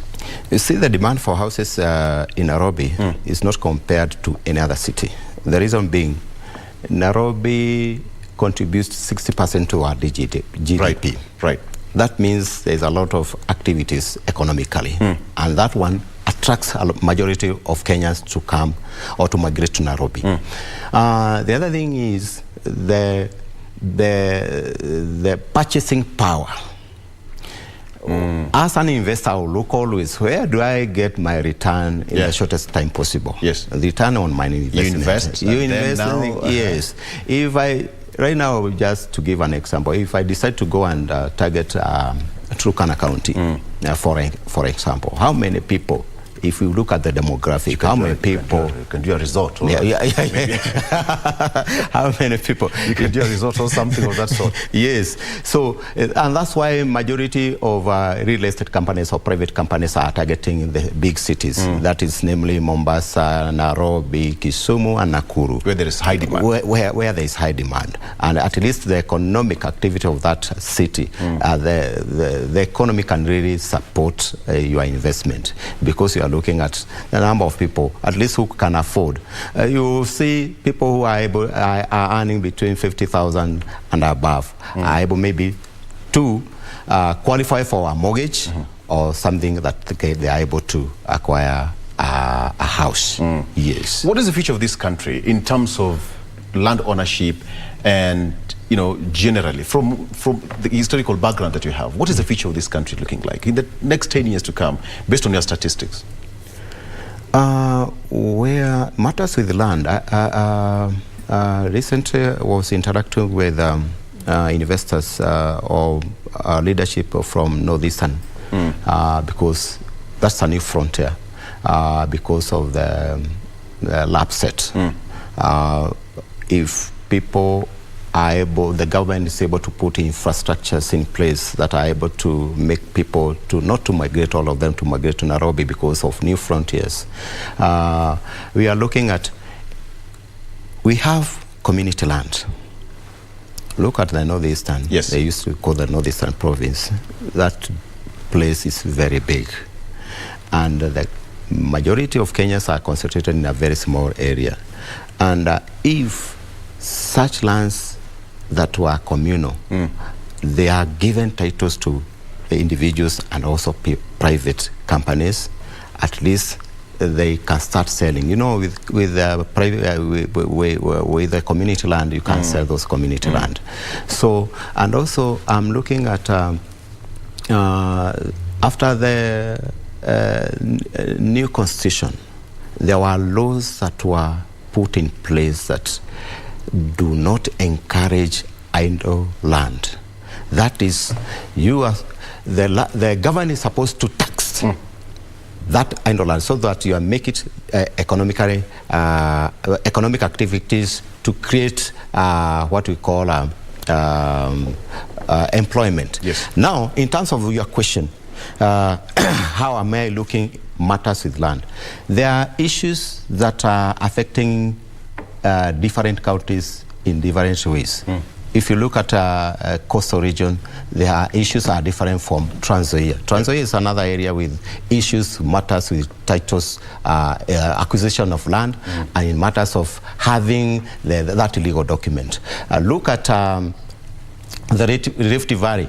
The one that you call the Tivari, it has also other its own issues. It matters with documentation. Look at especially Laikipia County, with so many settlers there, and their leases have lapsed. So there are so many issues that are surrounding, and they are in different counties have different issues. So, but if these things can be localized, or the way the government now is taking all the data of the land in Kenya by digitizing it, I think we are heading in the right direction. Because matters with land, one, we'll be able to verify who owns land, how many acreage, and also the limitation of how many acres that one is supposed to be to own. Also, bring issues with matters with land. There are so many things with land. It's very wide. It's very wide, and it's and very I believe wide. the government are aware of that, because now even, you know, with the construction of 200,000 units, we still have issues, even people going to court to stop this, you know, the process of constructing of 200,000 units. Yes. Will the government meet this demand annually? As you know, because now we have the political goodwill. Yes. And the president is very much determined in delivering this, because he was also in the previous government, and they knew what they had already planned. Where the gaps are. Oh yeah, where the gaps are. And even for the president maintaining one of the PSs of housing, he knows already there are a lot of things that they had planned, and changing that guard was not even the best decision to do. And that's why I know he maintained that the PS. Now, the government in the long run will be able to meet this demand, because matters with litigations by people who are not really for government to achieve what it wants to achieve will always be there. But at least I know having the goodwill, and matters with the registration of land, once it is settled, all of this. From our research, we are seeing within the next 10 years, we'll have managed to stop the gap of the housing demand. Yes. Okay. Mr. Peter, let's take a break. And when we come back, I still want to talk about the issue of, land developers and the private developers. What is the mind of the government? What's in the mind of the government? And once that is done, what would be the acquisition process be like? Can I just wake up and say, okay, there are units in location X and Y. Now I want to own an apartment, or I want to own a unit. What would the process look like if perhaps you've gone through that procedure moving forward into the future? So, all right, so let's take a break. When we come back, we are still talking about matters socio-economic. Today we've left politics aside kidogo tu. We'll be right back after this.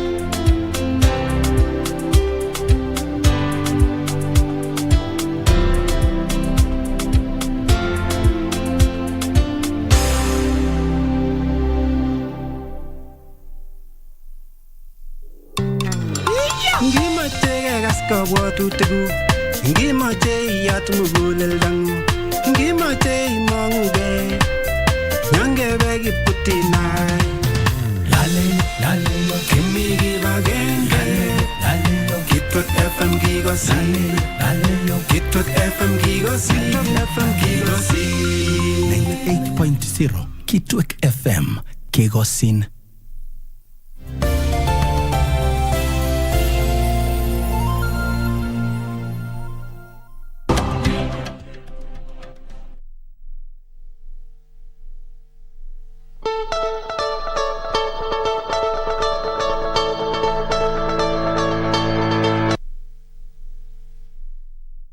Camels, safaris. This week on Magical Sense, we take you to Malindi, Cliffy County. You can drive on this magical sand dunes.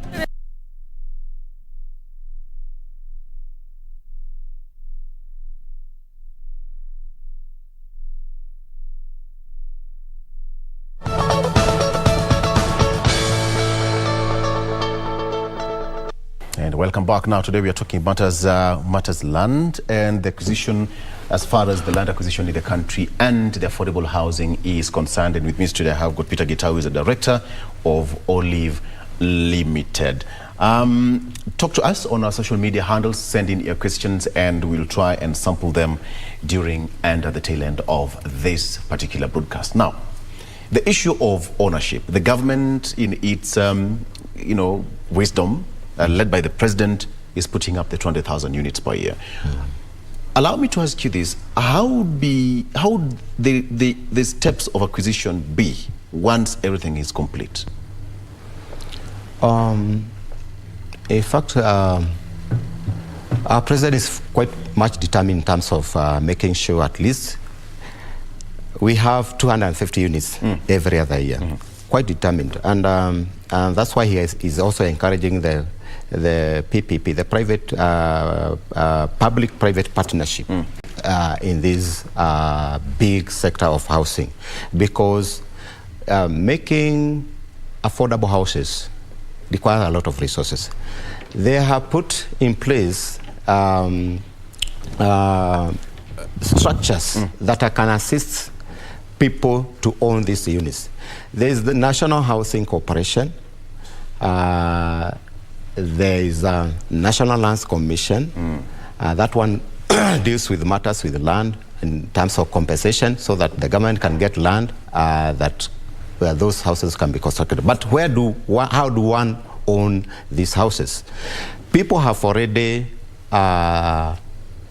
been sending money to National Housing Corporation, so that what they are saying, from what I've gathered, is there is a lottery. You pay that lottery where you want to own a house. Like now we have like the houses in here in Pangani, and there are very few units, and the demand is very high. What they are saying, if you have been depositing money and you qualify for a mortgage, you are able to pay a mortgage, and the extension of the mortgage is for 25 years. At least once you play that ballot and you win, you are able to be allocated a certain unit in any estate. But also, you are supposed to say where your interests are, because there are so many projects that are coming up. The Mavoko, the Pangani, and also others, the Kibera, all of those units. So you are supposed to be paying to the government, the National Housing Commission, where you're supposed to be paying, so that at least you are listed as part of people who will be allocated those units. That's where you start. So those who qualify for mortgage, at least you are supposed to show you have the capacity to pay that mortgage. And for I remember the last project the president launched. In fact, he's touching those who are at the low cadre. That is people who are able to pay 3,000 per unit. And the majority, those who are living in the slums, are able even to raise 3,000 at least per month for that unit. So if we are able to achieve that, because that's the cost of houses is very expensive. If the government is able to achieve that through giving those incentives in terms of tax rebates and other incentives in matters with taxes, at least it will encourage the majority of Kenyans will be able to own. But you must also register. You must register. You must register, because government does not know, you don't know that you don't have a roof on your top until you are able, you have registered with the National Housing Commission, which is the one that is supposed to have the data of those people who want the affordable houses, because it's not all of people who want those. There are those who still want the high-end houses.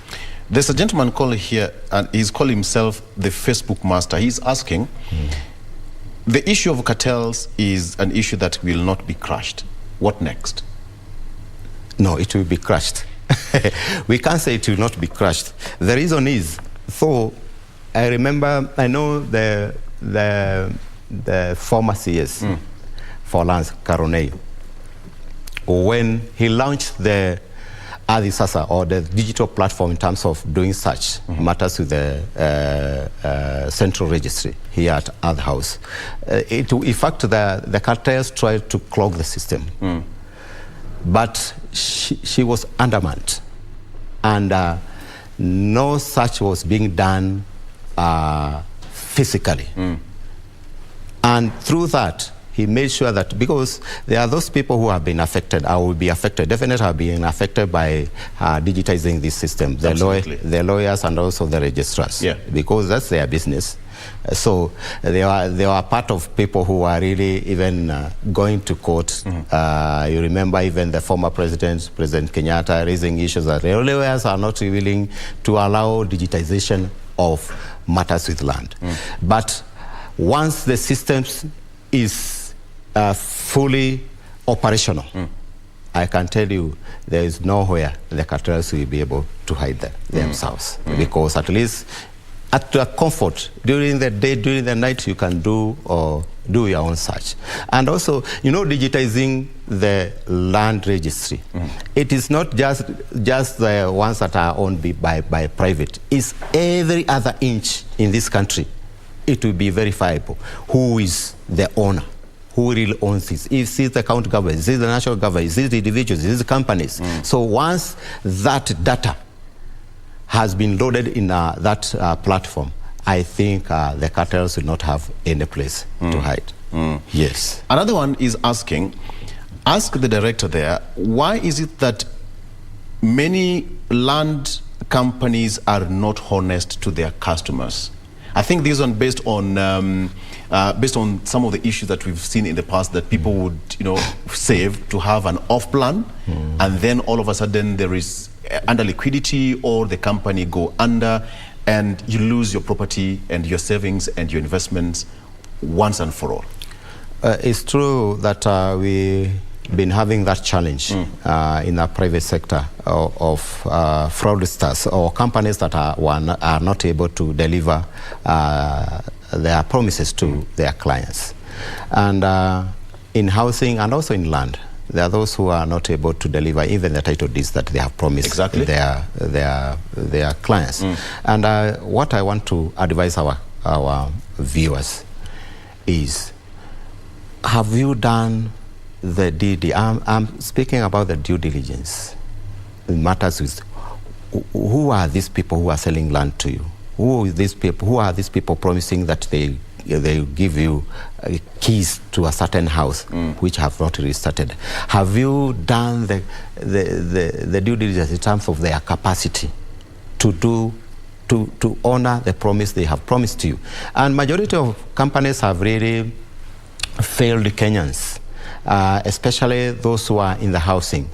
They have really failed Kenyans. The off-plan issue is not an easy thing. If the companies have not done their calculations, it's very easy for them not to honor.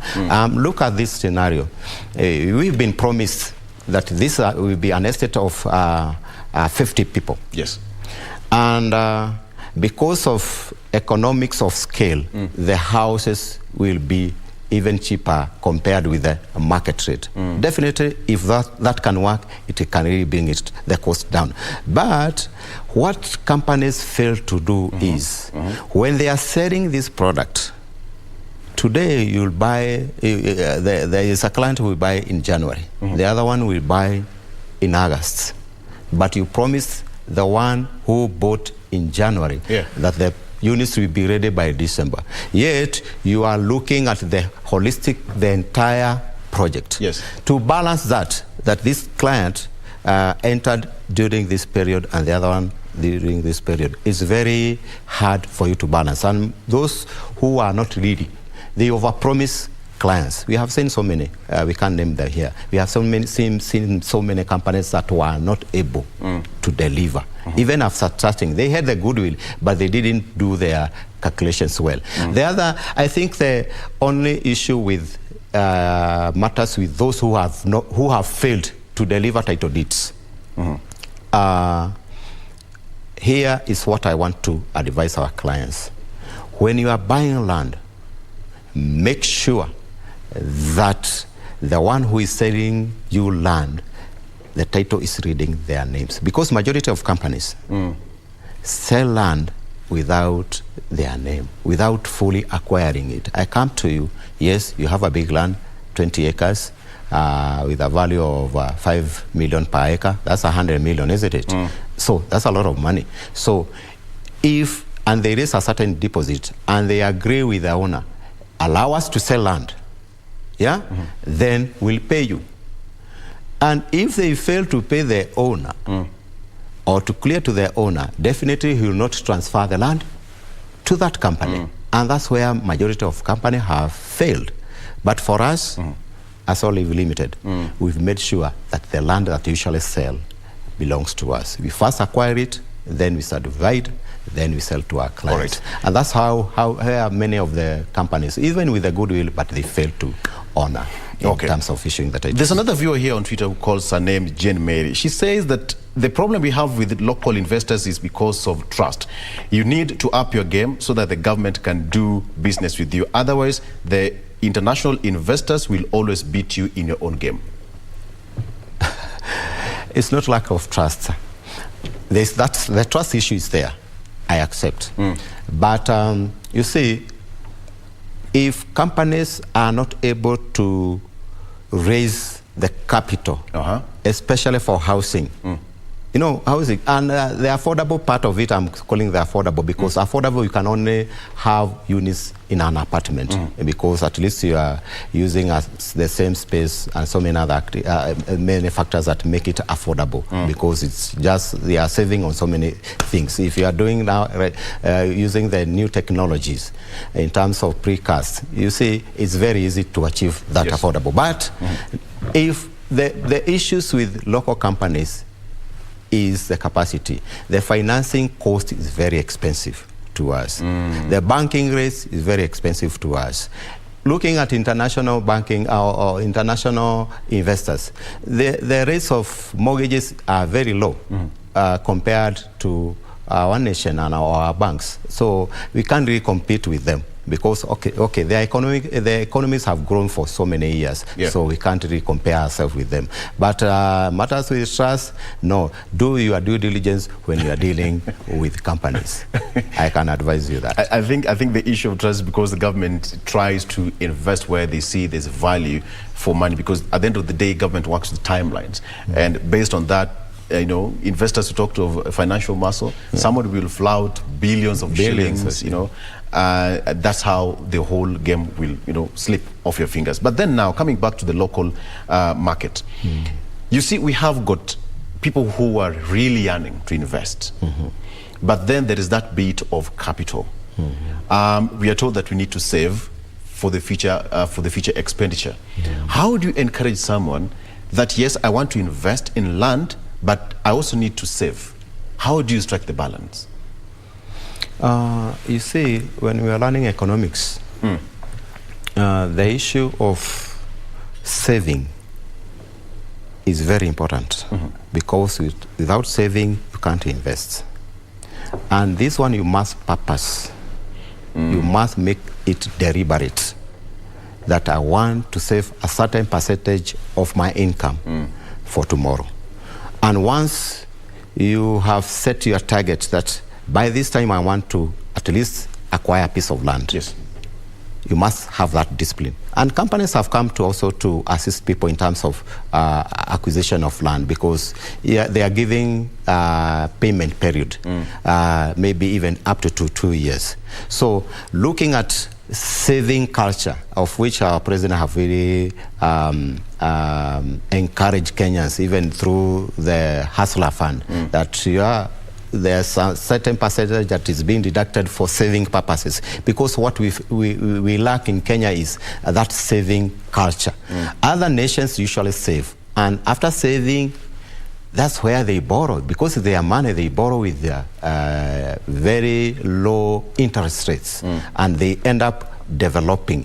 And also cooperate or putting resources together.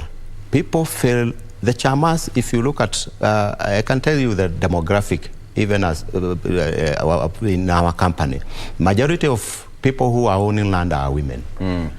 The reason is they have that saving culture. They are in chairmas, they are in these groups, they are in this group. Through those groups, they are able to save for a certain purpose. And majority of them, I can tell you that majority of women are the ones who are owning land now. That's an interesting statistics. Yes. Demographic, 75%. Come to our open days, you'll be amazed. You'll be amazed. Some would argue that men, we have a lot to do with them. We have got a whole lot of things to do with the money. I mean, that's a story for another day. That's a story for another day. We come and discuss it. But that's the truth. Because women have this saving culture. Look at even how banks are treating women in terms of even the interest rates.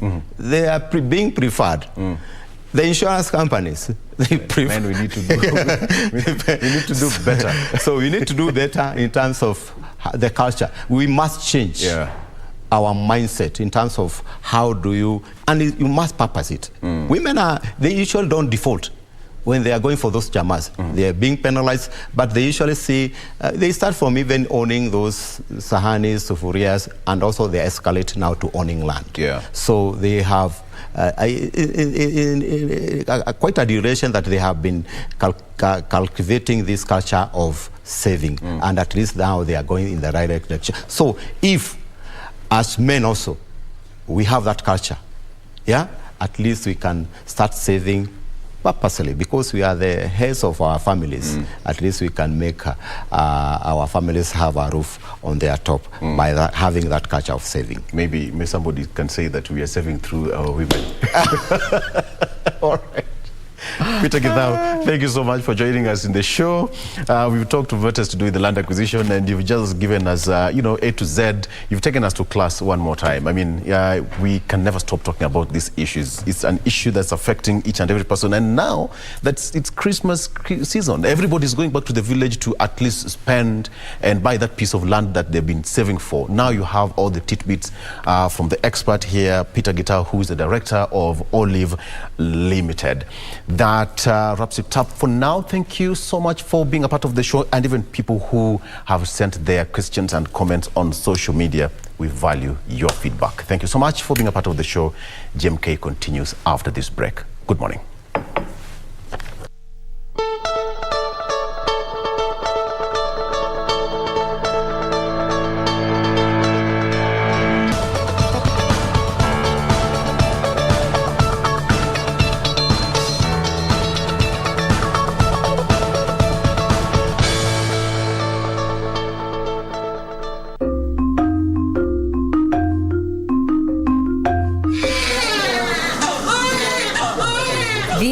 Of Kenya have systematic ways of naming children. The Luhya ethnic group consists of at least 16 dialect-speaking subgroups. These include Abakayo, Bukusu, Abanyala, Abanyore, Abatotso, Abetako, Abesuka, Abakabras, Abakisa, Abalogoli, Abamarachi, Abasamia, Abatachoni, Abatiriki, and Abawanga. Peana majina inajulikana. Hii ni majina ya watu fulani na area fulani. Kama huku Luhya land tuko na watu Wanyala, Wapukusu, wa Marakori, Watukani, wako na majina ya kwana. Lakini sisi kama Waisuka tuko na majina kama Shokhonjera, Wangwa, Mwanda, Imbula, vitu kama hiyo. Some children are named based on particular seasons such as harvesting, planting, weeding, drought, rainy, hunger, plowing, sunset, among others. Majina zetu tulikuwa tunapeana kulingana na ukoo yenu, kitu cha kwanza, tunapeana na msimu, kitu cha pili, ya tatu tunapeana kulingana na majira. Ni nini kimetokea ndio mtoto akasaliwa. The harvesting season is referred to as Mulikesa. The male name is differentiated from the female version with the initial sound. The male name begins with the letter W, as the female starts with the letter N, from which the names Wekesa and Nekesa are derived. Other Luhya sub-tribes name their children based on the rainy season, with the name of Fula for the male child and Nafula for the girl child. Rain is regarded as a blessing and assurance of abundance of food among the Abaluya people. Some Luhya sub-tribes name their children based on wedding season, hence the male name Wanyonyi and Naliaka for the female. Other children are named in line with drought, with Simiu being the name for the male child, while the female child is Nasimiu. However, the Batsoto sub-tribe has a different name, Kubasu, meaning sunny season. Some children are named based on the season of hunger, the name Wanjala or Wanzala for the male child and Anzala or Wanjala for the female child. Others are named during plowing season, with the name Nalima for the girl child. Nalima is derived from the word kolema, which means plowing or digging. Some children are given names based on the hour of the day they are born. For instance, the name Nabuire for the girl child and Wabuire for the boy child, indicating the child was born at sunset. While some children are also named after their dead relatives, they believe that the dead remain alive in the born children. At the same time, a few of the Luya sub-tribes name their children based on planting season. The name for the male child born during planting season is Nyarotso, and the girl child is named Nakomicha. Other factors that determine ways in which children are named include naming after a role model, celebrities, or a famous person, traits of family members, added nicknames because of age sets, but insist on giving them a cultural name to identify the child with the family. Each surname is carefully chosen and bears a strong meaning for the family. Tulikuwa tunaita viongozi kama MPs, kuna watoto wanaitwa Dichoti, kuna watoto wanaitwa Hamasi, kuna watoto wanaitwa Luvembe, kuna watoto wanaitwa Seth Lukonzo. Fans wa mpira, anasaa mtoto, anaona yule anashapikia kwa timu fulani ya Manchester ama Arsenal, anaita mtoto huyu anaitwa Rooney, huyu anaitwa fulani, huyu anaitwa fulani. Na hiyo ndio tunasema imeanza kupoteza culture yetu. Lakini ikiwezekana hata ukiita anaitwa Rooney, anaitwa Ronaldo, muite hiyo jina ya kisungu moja, lakini yenu ya kiuko ni lazima. In some cases, the children are named during hair shaving ceremony, and if a child does not belong to the family, it is expected they will not survive. If a child is born out of wedlock, naming is done during shaving, and elders include the aunts, who are the ones who choose the name. Lazima ulete ripoti mtoto ataletwa kunyolewa, tujipange, tuanze kueleza vile atanyolewa, na tuko na kulingana na mila, tuko na yale tunafanya officially mtoto kunyolewa. Tuwezi tukanyoa tu mtoto leo asubuhi tunanyoa mtoto leo asubuhi, hapana. Tunanyoa mtoto kwa style yake, tunachukua wamama wale watakuja kumunyoa, na tena China inatengwa, msendi ana propose. Reporting for My Culture, I'm Jackie Wambiru.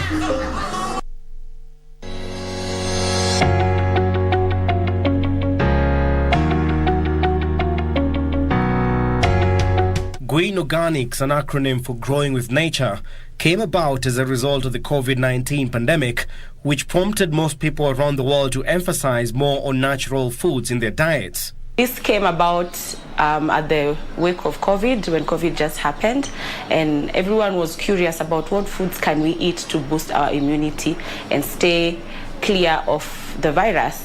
So it came to me as an opportunity, as a business opportunity, because my friends kept asking me, what products are you using?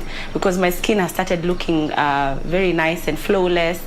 My body had changed when I started using baobab and moringa, and it quickly transitioned into a business opportunity, and that's how the business started. It has like 6 superfoods, including baobab and moringa, maca powder, spiruline. Director and co-founder Ndutawa Ithima, who has a background in social impact and community development, was on a health and wellness journey in 2020 when she crossed paths with her partner Victor Kamau, who had started developing organic foods combinations to help his brother heal following a cardiac arrest. We generally customize meal packages and superfood formulations to reduce the inflammation.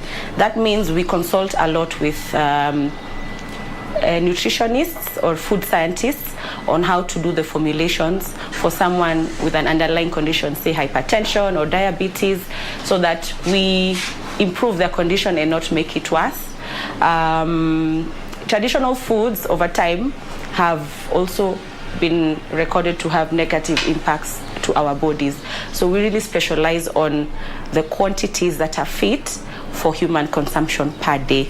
You can use this powder mix twice a day, once a day, depending on your desire for.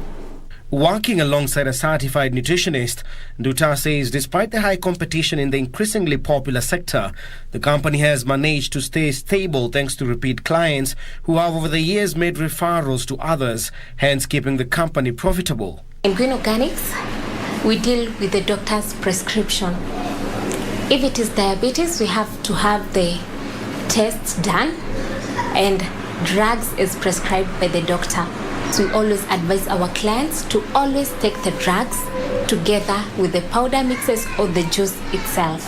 We noticed when we started the business, our first 10 business, we were purely online and we were just selling the powders. We noticed that the intake for the powders reduced. So we wanted to allow our customers to enjoy the product. So we introduced juices.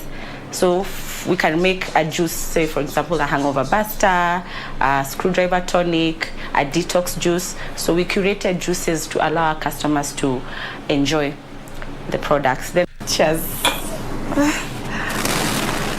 Green Organics currently operates a juice bar at Four Ways Village off Kiambu Road, with the founders hopeful of remaining a household name as more people are turning back to natural remedies to treat illnesses as well as underlying conditions.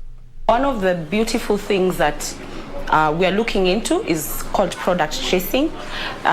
We want to start working with farmers directly to be able to know and product trace and say, this is how the product has been planted, and this is how we are advising farmers on the use of manure in place of pesticides.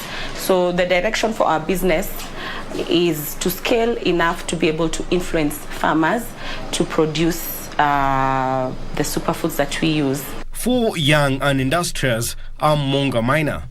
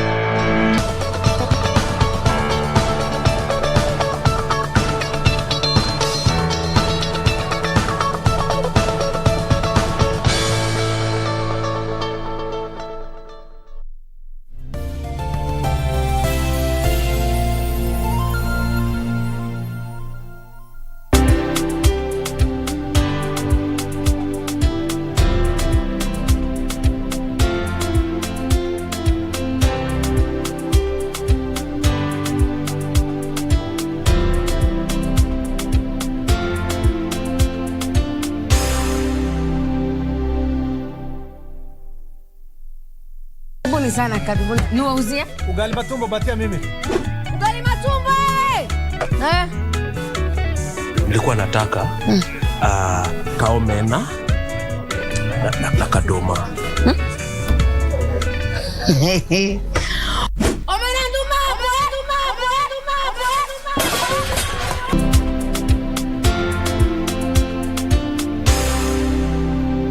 Oya customer, usijali chakula yako tutakutengenezea kwa dili yako tu. Maisha yako, mapendeleo yako. Tunukiwa na Safaricom. Chagua bei yako ya kupigia simu au data. Piga *444# au utembelee My Safaricom app upate deal poa ya kupiga simu. Uongee zaidi au ubrowse zaidi. Nataka chapati na crips. Mala sausage. Nataka ugali na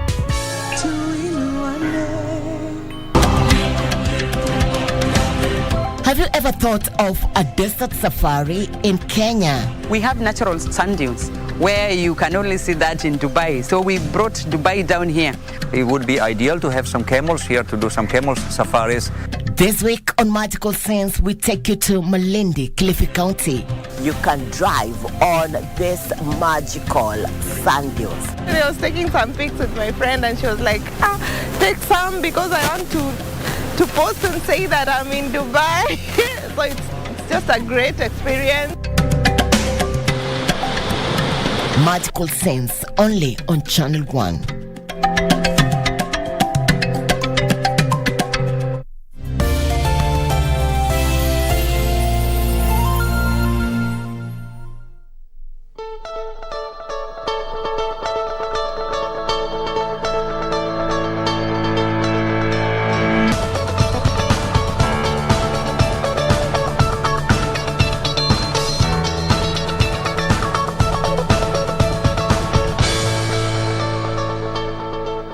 Welcome back. Thank you for staying with us. This is still Good Morning Kenya. And from that conversation on affordable housing, we move to a conversation that involves you, your money, and your future. We want to talk about inculcating a saving culture among the youth. And for that, we have this group CEO of Octagon Africa, which is a regional financial service provider, here with us to help us with this conversation. Karibu sana, Mr. Fred. Thank you very much. Thank you. All right. Yeah. So Kenya's saving culture has been rated at 12%. What do you make of this? Ideally, the saving culture is 12% just because of the introduction into the saving platform for pensions, and especially compulsory pension funds for occupational schemes, for company pension schemes. But ideally, if you look at the saving culture around insurance, you talk about less than 2% penetration in the country. There is a lot of challenge for the culture of saving. People don't really have a culture of saving in this country. And what happens is when somebody saves for 2 months, in the next month he goes and withdraws it. Yeah. So there isn't a sustainable platform that they're able to say, or a sustainable culture of saving in our population. And this is the problem we have today, and that's why the current president, really what he has tried to realize is that if you don't have savings, you cannot be able to raise money to be able to develop the country. And most countries which have developed out of savings. So basically, what do we do to get people to save? We need to create a culture of saving. Yes, and that's right. That's why I believe that the president introduced the Hustler Fund. And what do you make of this? Because with the Hustler Fund, there's 5% cut from the loan that you're given, and then the 5% that we have, from the 5%, we have 70% which goes into the pension, and then the 30% now goes into short-term savings. So what do you make of this? Is this helping our country in terms of growing our saving culture? A lot more. Ideally, if they don't do that, nobody will save. This is what we call involuntary saving. So you are doing something and you are saving without you knowing you are saving. And that's what the president has tried to do, especially so for the informal sector. Because in informal sector, you must wake up in the morning and say, today I am going to earn 100 shillings. I will save 20 shillings. And that must be purposeful. Now, it's not easy for people to do that because we don't have a culture of saving. We've never been trained how to save. We were trained to, when you harvest, eat all the harvest, what you only keep is what you will plant in the next season. That's how we are trained from childhood. So everybody eats everything. Now, what the president has realized is that the only people who are saving the compulsory saving, which is coming from occupational pension schemes, private pension schemes, and parastatal pension schemes. And that's the amount that has created the 1.5 trillion Kenya shillings that we have today, most of it running the country.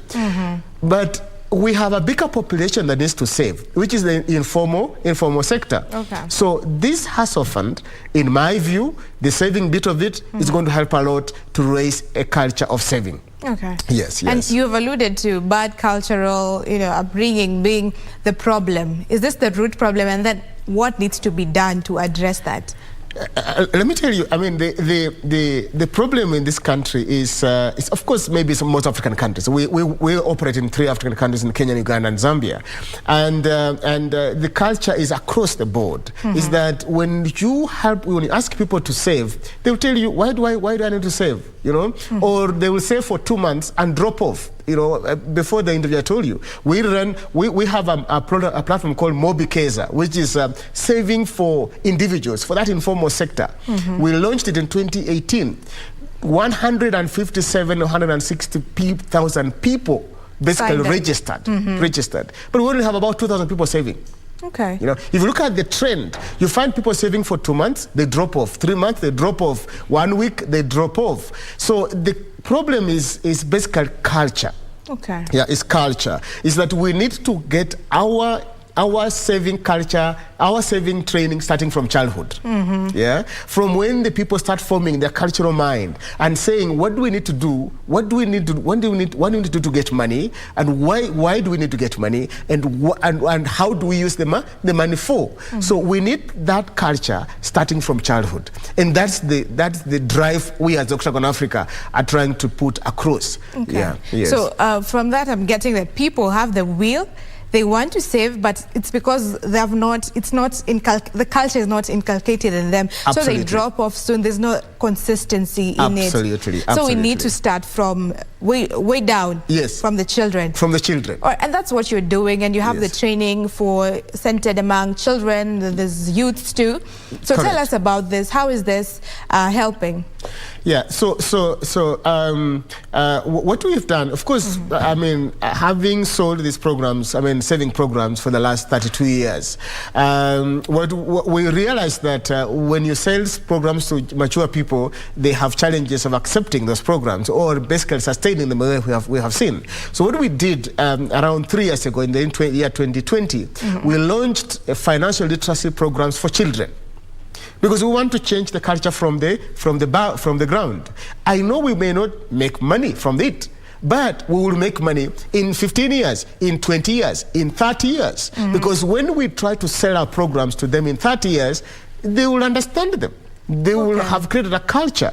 And that's why we started the programs for financial literacy. So, and we have done this we have now done almost for 1 million people, 1 million children, which we do every holiday. We run a program for the children we've been doing for the children between 15 to 22. 15 to 22. 15 to 22. So these are the teenagers and the youth. Absolutely. So this year, we've gone down between 8 to 22. So we are running 2 programs, one between 8 to 14 and then another one between 15 to 22. So we can see, because literally research shows that that children need to start learning financial literacy at the age of 7. Okay. Most developed countries, they take their children to financial literacy coaches at the age of 7. So at 7, you need to start teaching your children about financial literacy. Absolutely. I always compare, I compare with what we have done in agriculture, for example. You know, when we were young and we were in primary schools, we used to have what we call 4K clubs, which were basically clubs for agriculture, teaching children how to do agriculture, how to farm, you know, and what do you do with the farm produce? You get it? In our schools, I remember we were about 5 guys. We were given small plots, and we'll go there and plant things, and you know, when they have grown, we sell them, and you can see that the culture of farming in this country is great. You know, everybody who grows up thinks, I can be able to go back and do it and do farming. Because the Bible says that teach a child, you know, good practice when you're young, and he will not depart from those practices when he grows old. So we need to do the same for children on finance. Today we don't do that. So how do you train your child on finance? You know, first of all, we need to help them understand what do our parents do? Yeah, because that's where money comes from. You know, what do our parents do? What do they get? What do they use the money for?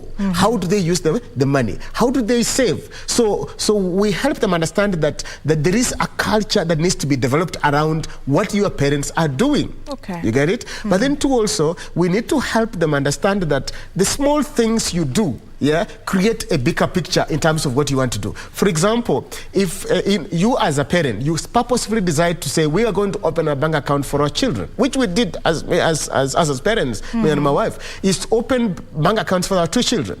And we had to get pig banks, you know, pig banks. Yeah. And every time we give our children money to go to the shop to buy something, when they come back and bring change, put in that box. They drop it. In that box. At the end of the month, the house help takes them to the bank, and they go and do it and deposit them in the bank. So children grow up knowing, when you save small, when you get to the bank, when they open the piggy bank, you get 100 shillings, you get 200 shillings. Wow. You get it? That creates a culture of saving. Now, that is the thing that we need purposefully as parents to do, to help our children manage money. Because if we don't get our children to manage money, money is ideally what life is. If you don't manage money, whatever you do, you will always not be successful. You get it? Because it will always come back to destroy whatever that you do, whether you are a professional, whether you are wherever you are. At the end of the day, money is what determines what you become, or what you are supposed to have, or what you're supposed to become. They say money, you either become a slave of money or a master of one. Absolutely. And you want to know how to become a master of money, especially among the youth. So how would you say that the culture among the youth is, the saving culture among the youth specifically? Yeah, of course, the saving culture among the youth is not as good because they are learning from their parents. Okay. Yeah. Yesterday I was reading something which says that the father is saying, please walk walk better, make better steps as you walk in front. And the son says, I'm walking in your steps.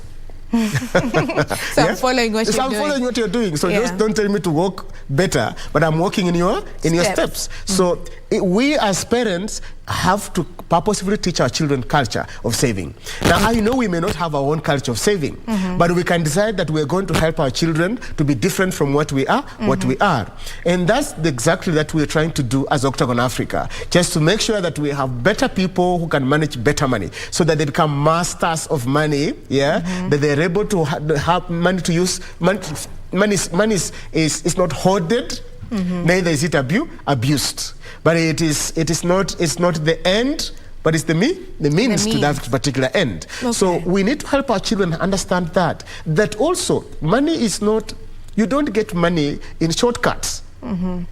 Because if you teach your child, there is a program we were watching sometime. I think Matilda. It's called Matilda. Matilda, yes, and where the father tries to reverse the meter for the car, so that the meter, if it's kilometers of, he has gone 100,000, he reverses to 1,000, and tells the child, oh, this is a great, I'm going to sell this car at a higher price because it's now 1,000. What are you doing to the child?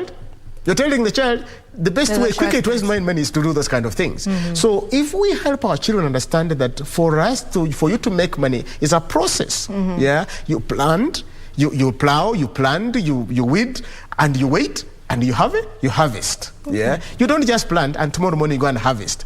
These things are taught from childhood. Then the children grow up with a culture of understanding how to utilize money. We will reduce corruption. Because corruption is the shortest mean to get money. And this has been taught from us who are parents. We're teaching our children. Now, if we decide purposefully say my children must live a better life, which means that they must learn from childhood. Okay. Yes. So, parents or the older generation referring to our generation, the youth now, as the popcorn generation, it's actually their fault because they did not teach the youth the culture as they grew up? Absolutely. Yeah, today we have, very many shortcuts are being taken by our children today, or us today, or young people, today. Why? It's because they were never taught cultures of making money and saving that money and utilizing that money in terms of investments. They were taught that you can actually build a house. You can start working today, and buy a car in 1 year, and build a house and buy a house in 1 year, and those kind of things, which sometimes they watch on TV, which is a show, or on shows, which is basically a show, but they want to apply it in their lives. We need to help them understand that is just a movie. But life must be lived and must taken be through stages. Okay. Yes. What about the CBC now? Off camera, you told me about you going to KICD and wanting them to incorporate this in the studies. How did that go? Absolutely. We when we started this program, we approached KICD and said, Lucia, can we partner and develop a curriculum for financial literacy programs? Of course, they mentioned to us that it's being done under CBC, which is a great idea. But I think it's not as purposeful as we want it to be. You get it?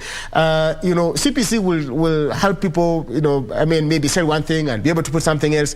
But we want a program, and we're trying to put a program in place. We want a program that when a child gets to age 7, which means gets about grade 3 or grade 4, whatever it is, by the time they get to grade 9, grade 8, grade 7, when they're going to junior secondary, they have done things that they are proud about, that they have done things that they are excited about, and they can be able to, note them down. This is a generation that wants to be excited. They can be able to post it on Twitter and say, hang on a bit, for the last 3 years, I have been doing a program that has actually given me some money. When I'm going to junior secondary, I'm able to buy my shoes myself. You get it? Yeah. So these are the things that we want to do for children to get them excited, but as they get excited, they're creating a culture of saving. Okay, so it has done quite some bit of it, but we need to do much more in terms of getting children to do this learning culture of savings. So to be very purposeful about it. Absolutely. And how is your program centered towards this? The program that you are carrying out now, especially because it's a long holiday,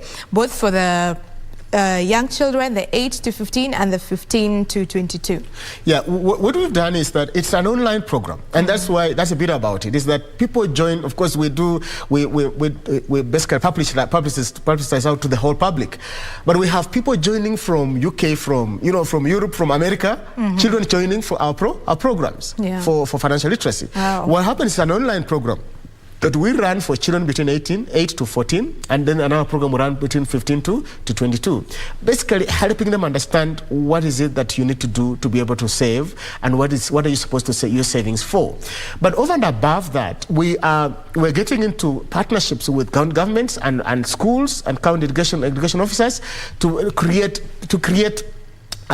financial literacy clubs in schools and create activities in schools so that the children can compete and schools can compete, and we have counties compete, and then we want to have each of the countries that we're operating in compete. Then we have the best of the children to be able to know that we are able to sponsor them for their education. The idea is not necessarily that very particular sponsorship. The idea is that the whole population in school should participate at the ground level. Wow. So of course, as we grow up, then we can reduce the numbers so that we are able to compete properly. So this is what we want to do to make sure that our children basically are educated in terms of our financial literacy programs. Wow, that's amazing. Is it the same as how we have music festivals and the competition between schools and all that? Absolutely. So it's all for building a culture at the ground level. Yes. Wow. Yes. Amazing. And what has it done for the youth that have benefited from this? What change have you seen? A lot more. We have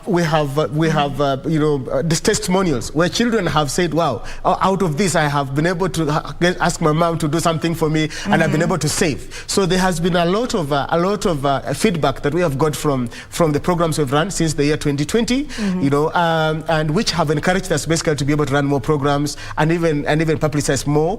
We are glad that KBC is giving us this opportunity so that we are able to publicize it out to the public. Yes. Amazing. Yeah. And for youth, maybe just our youth watching this, they might think, how do I save? I live from hand to mouth. Things might be hard. As you've said, there's the will, but maybe because of the culture and maybe because of the circumstance too, it's difficult to create this particular culture. So is there a formula of saving even when you're earning just a little? The formula of saving first is pay yourself first. When you're earning salary, when you get your pay, my sister, pay yourself first. Because pigia mwili pole. But when you say pigia mwili pole, it means you need to treat yourself, buy yourself something. No. Okay. That treating yourself is not paying yourself. Paying yourself is saying, I have done my work. Yeah, I need to put aside my money to enjoy my life after I have worked, for example, or I've put aside my money to enjoy my life in 1 year's time. Yeah, I want to make sure I go for a holiday. I want to make sure that I take my girlfriend for a treat. You get it? You're not going to start taking your SACCO money to go and hire a vehicle to go and take your girlfriend for a treat. You want to make sure you save. Pay yourself first. What do? You take 10% of your money and put it aside. You are earning 20,000 Kenya shillings. So you take 2,000. Take 2,000, but put it aside. And you purposely would do that. Let me tell you, we have reached somewhere where I used to advise young people. And what you do, there are boxes which are sold on streets. Yeah, I liked it when I saw in Eldred Town, Eldred Street, somebody was selling boxes which have a cut on top. Yeah. It's like a piggy bank. It's a piggy bank, but it's a box. Box. So you buy that box. You get it? And you put in, 100 shillings a day, for example. When you come back from work, put in 100 shillings a day. By the end of the month, how much money will you have in that box? Wow. 100 times 30. It will be 3,000. Where do you get 3,000? And you see, okay, for you to get that money, you must break that thing. Yes. Now, it means your head is not normal as well. So if you break it, you're not normal. What about temptations when it's bad? Let me tell you one thing, is that there's no problem, no challenge that will pass. There is no challenge that will pass. You can decide to say, I have saved my money. Today I don't have food to eat, I will sleep hungry. Wow. You won't die. So it's a sacrifice. It's a sacrifice. You won't die. When you wake up in the morning, you go and work and get some more 1,000 bob, and you come and save another 100, you'll use your 900 shillings. You get it? The thing is, this is that it must be a sacrifice. Okay. You must be a sacrifice. All right. You get it? That way you'll be able to save. For example, let me give you a very simple example about insurances. You know, many of us, I worked in insurance when I was still a young boy. Many of us will come and sign up policies. You can have 1,000 people sign up insurance policies. But do you know how many get sustained? Maybe 100. And you know, for you to be able to get back money out of the insurance, you must have saved a minimum period of 3 years to get what you call a surrender value. So some people save for 2 years and just walk away and leave their money. They give up. Now, that is a very poor way of culture. And sometimes they are not walking away because of maybe they have lost a job. Maybe if you have lost a job, there is a good reason for you to say, I cannot be able to sustain the program. Yeah. But it's simply because you feel like you want to save in a circle now to buy a TV. So you leave saving your pension, your insurance. You get it? So there are things that we can defer, you know, gratification. We can defer gratification for us to be able to help ourselves save. Okay. Which is very important, yes. All right. Yes. And with that, so I want you to give us the difference between saving and investment. Correct. Now, you see what happens, a very simple example of this piggy bank with this child who has been saving, you know, every change you give him, they go to school, they come back and save in a piggy bank. Basically, that's saving. They are putting somewhere where they are building so I always call it a war chest, yeah? They're building some platform, you get it? But when you have saved money, you cannot continue saving money in a piggy bank forever. Yeah? You must take the money and put in a bank. Yeah. You get it? You open a bank account, put the money in a bank, and maybe put in a savings account where now it's interest. Okay. You get it? Now, you may find that the interest in the bank is not sufficient enough. So you look for other avenues where now you can save, because you have been saving this 100 shillings a day. At the end of the month, you have 3,000. At the end of the year, you have 36,000 in the bank. Okay. So you don't want to have 36,000 shillings earning the minimum interest in the bank that they can be able to give you. You get it? So you decide, no. Let me take my money now and maybe buy a bond. Okay. That's an investment. So now it starts earning you money. All right. So now you don't no longer save from your cash, you save from your interest. Okay. All right. From interest, yes. Okay. Yes. So give us those types of investment or types of saving. Okay. Now, that's another challenge that this country has, is that we don't have a lot of avenues. We don't have a lot of investment, classes, so to speak. You have things like fixed deposits. Yeah, fixed deposits. Now, the fixed deposit, you go to the banks, and banks don't accept certain levels of money. You don't have million and above, we can't accept you that money. Yeah, okay. But some banks will always accept fixed deposit. You can be able to put a fixed deposit. Fixed deposit is either you can either put a 1 month deposit, or 2 month, 3 months deposit, 6 months deposit. So that way, at the end of the fixed deposit, you get back your money and you get your interest. Yeah, you can also do a treasury bill. What you call government paper has what you call treasury bills and treasury bonds. Yeah. Now, treasury bills are 91 days treasury bills. We have 180 days. We have 360 days. These are treasury bills that mature. At the end, you get back your money. Yeah. Then we have what we call treasury bonds. Treasury bonds are a bit longer term. You can have a 5-year bond, you can have a 10-year bond, you can have a 20-year bond. So you can also put money in those bonds. So these are different fixed income investments. Yeah. Then you have shares, stock market. It's a fantastic place to invest money. Yeah. When you have made your 36,000, or even you have made your 3,000 at the end of the month. Yeah, you have put your 100 shillings in your piggy bank, and at the end of the month, you go and you see, I have 3,000 shillings.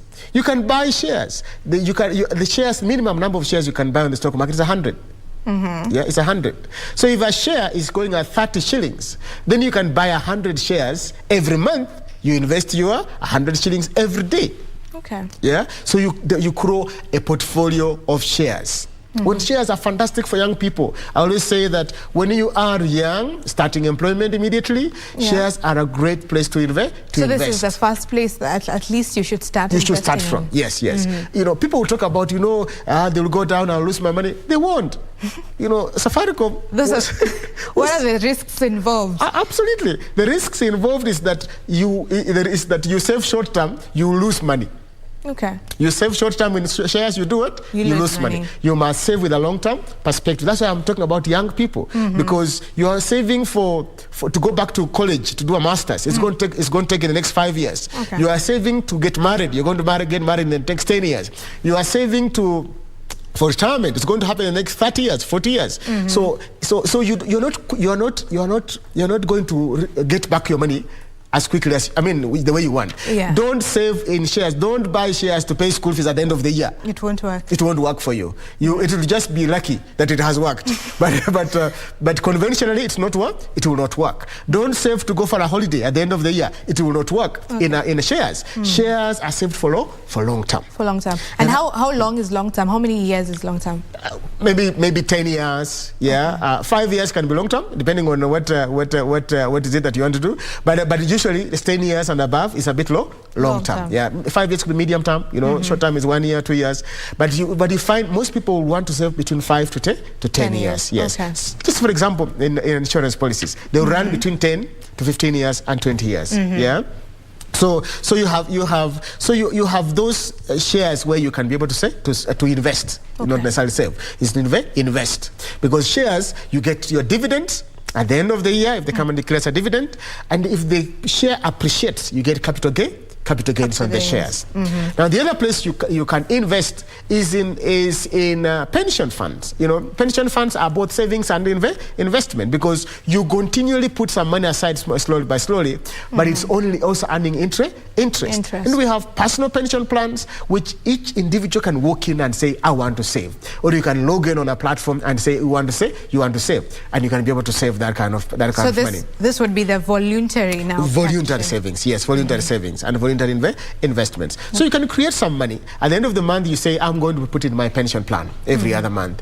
And if you're a young person, who is in employment, today, and you are in a company pension scheme, I encourage people to do additional voluntary contributions. You get it? Additional voluntary contributions. Yes. If it's already being deducted, you do an additional one. Why? Why? It's because you get tax advantage. How so? My sister, if you are adding a salary of 100,000 Kenya shillings, and you are saving 10,000 shillings to 10% of your salary, your taxable pay is not 100,000, it's 90,000. Okay. So, pay as you earn, for example, straight line, pay as you earn is 30%, let's say. So, 100,000 you get tax of how much? 30,000 will be the pay as you earn. You have to pay. If you pay 10,000 shillings in a pension plan, your pay as you earn will become 27,000. You save 3,000 on tax. Okay. Interesting. And some people don't utilize that advantage. Of that very particular savings. So we need to encourage people to do that in a pension plan, which is critical. The other place that you can actually save and invest is insurance plans. I know. And we have different types of insurance. Different types of insurance. I know all of us sit down and conclude that insurance companies are thieves. That's the perception that most people have. Do you know why? It's because we don't want to save. Okay. You want to eat our money. So it's an excuse. Yeah, because if you're not saving in an insurance company because they are thieves, why are you saving? So tell me where you're saving because you're not saving in insurance company. You get it? Okay, yeah. So all of us conclude that. But many of us have used insurance companies, insurance products to be able to save and invest and pay schools for children. You get it? Yeah. So insurance products are other fantastic products where we can say we can do investment and savings. Yeah. What we call endowment insurances. We have what we call anticipated and endowment. Those ones that will pay. Once you have reached 5 years, they start paying a small amount of money. Then those ones which are pay at the end of the term. Are fantastic insurance products that we should be able to use for savings and investment. Yes. For youth, which insurance plan should they go for? I always say that for youth, because when you are young, you are strong, you have a lot of energy to make more money. And these days people can make money from anywhere. Yesterday in your house, you make money on your phone. You get it? So take long-term insurance. Take 20-year insurance, take 15-year insurance policies, and don't take anticipated, take endowment, which just pays you at the end, because it gives you a lot more sum assured for a smaller premium. Okay. You get it? You can get, I'm not sure what the premium is at these days. I don't do a lot of underwriting, but you will get a bigger sum assured for a very small amount of money when you are 23, when you are 25, when you are 26, starting to work. You get it? Rather than when you get to 45 and take an insurance policy, you may pay twice the premium for a sum assured. Yes. Okay. Yes. And there's a problem with our insurance penetration rate. In Kenya, we stand at around 3%. Correct. While we have South Africa leading at around 17%.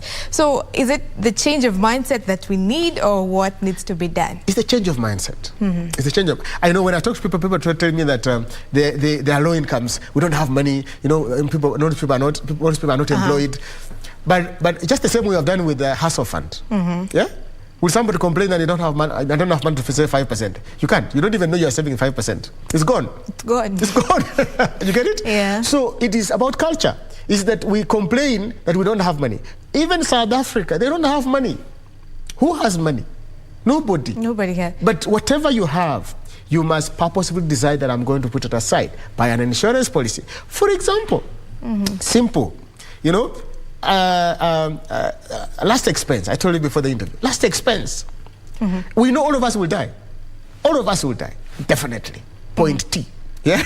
At time T, all of us die. Eventually. And we know when we die, yeah? When we die, there will be a cost for us. We know. But you tell somebody, the policy, you can get 100,000 sum assured at the death for a simple premium of 1,500, and somebody says, and 1,500 per annum, not even per month. People say, but are you sure I'll get the money when I die? Because you're not there at the end of the day. Yes. Don't trust but me. insurance are over and above the saving element. Insurance helps us to protect our investments. Okay. Yeah. So if you take a sum assured for life expense of 500,000 and you are paying maybe 12,000 Kenyan shillings per annum, and in the event of death, your family is not going to sell your cows to use to be able to bury you, because the insurance company is going to pay money and they use it to bury. Okay. So your savings, your investment that you have done for your family is not affected. Okay. You get it? That's what insurance does. Now, for younger people, it's important to take long-term insurances, life insurances, which is called what ordinary life insurances. Of course, if you've got a family, you start having children, you should be able to have educational policies. Educational policies help a lot more. They may not give you all the money to pay your school fees, but they will go a long way to help in terms of meeting your school fees obligations at the time when children go to school. And you've not mentioned SACCOs, so where do they lie? Of course, SACCOs are an important aspect for savings. Yeah, SACCOs are a good savings platform, which is fantastic. But remember that SACCOs are a credit line. People. Rarely will somebody just save 2 billion in a SACCO and go back and sit and say, okay, fine, I have 2 million shillings. No, you want to save so that you can take out more. So 99% of us have savings in SACCO, but those savings are covered by dates. So they're not savings at all. Okay. 99% we have savings in SACCOs, but those SACCOs are covered by what? Dates, because we have gone back to take loans. Okay. So I never consider SACCOs as a saving platform. It is a credit platform. It's only helping yourself to raise a credit worthiness to be able to get a loan. You get it? Which is good. It helps us to be able to get money to be able to do things. Yeah. But over and above that, we need to save for emergencies. We need to save for school fees. We need to save for weddings. We need to save for all these things. Yeah. We need to save for them, so that we are able to have different pockets of savings to be able to provide for us even as we go by. Yes. Would you say that that's where the Hustler Fund has taken it a notch higher, because now it's taking it to the pension scheme? Absolutely. So that's why. So the Hustler Fund, and maybe that's the government, maybe even SACCOs should do something like that and say whatever you save in a SACCO, percentage goes to what? To a pension plan. You get it? That also may help to increase our savings for pension plan. It's involuntary saving. You don't wake up in the morning and save. You are putting money in a SACCO, but what goes in a SACCO, percentage goes to what? To a pension plan. That can also help to increase our coverage and increase our saving platforms for this country. Yes. And how can young people take advantage of the new tech financial platforms and services? And in fact, they are the luckiest people under the sun. You know, when we started working in the 1990s, you know, you would go to sell. I used to sell insurance policies. You go to sell insurance policies and hard copy. You go to Nairobi City Council. You are selling to people. They have to sign, you know, forms. They refuse to sign. They filled and they refuse to sign. Yeah, when you take to finance officer, he refuses to deduct because they have not been signed. Today, you are seated in your room, you are seated in your house, and you are able to log on a platform, and you are able to save. Yeah, which is a fantastic thing. So we need to get more people to save. You know, for example, if you go onto our platforms, you'll be able to get platforms to save. On Africa, you know, you are able to have advantages of savings. So young people have a bigger opportunity in terms of saving platforms. Yes. Okay. Yes. And finally, just to summarize all that you have said, why is it important now for the youth to inculcate a saving culture?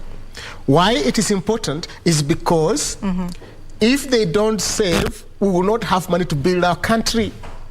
We will go to China to borrow to build a road. When we will have used our own money to do what?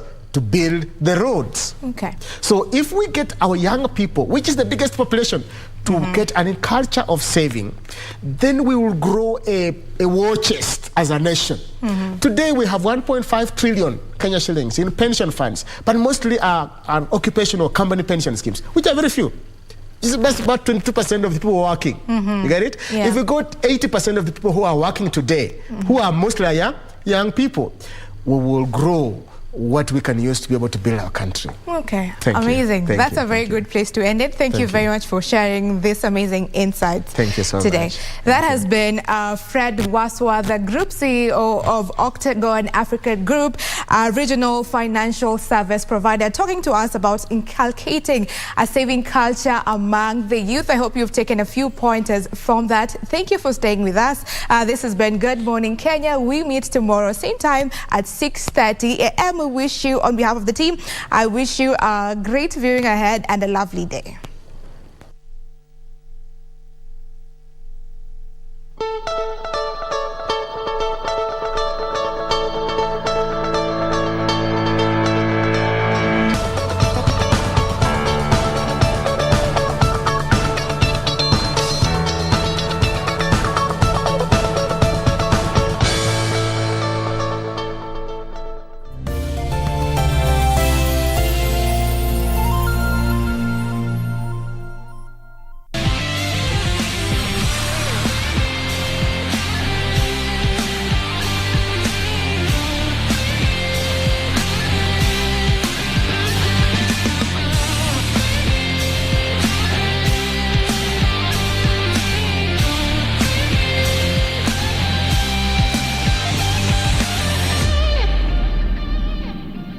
Feel the excitement. Relish every moment. Get 1.5 GB at 50 bob. Valid for 3 hours. Furahia futa. Dial *544#. Make chaguo smarter na Airtel, the most affordable network.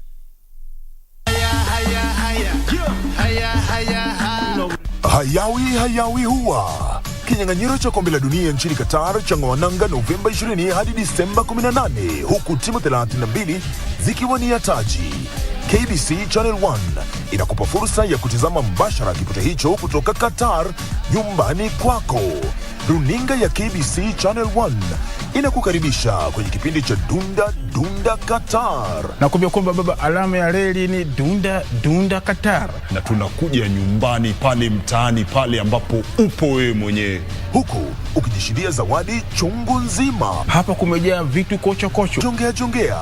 Shabiki kwenye Dunda Qatar. Ukitazama unashinda. KBC Channel 1, wenzio wa dhati michezoni.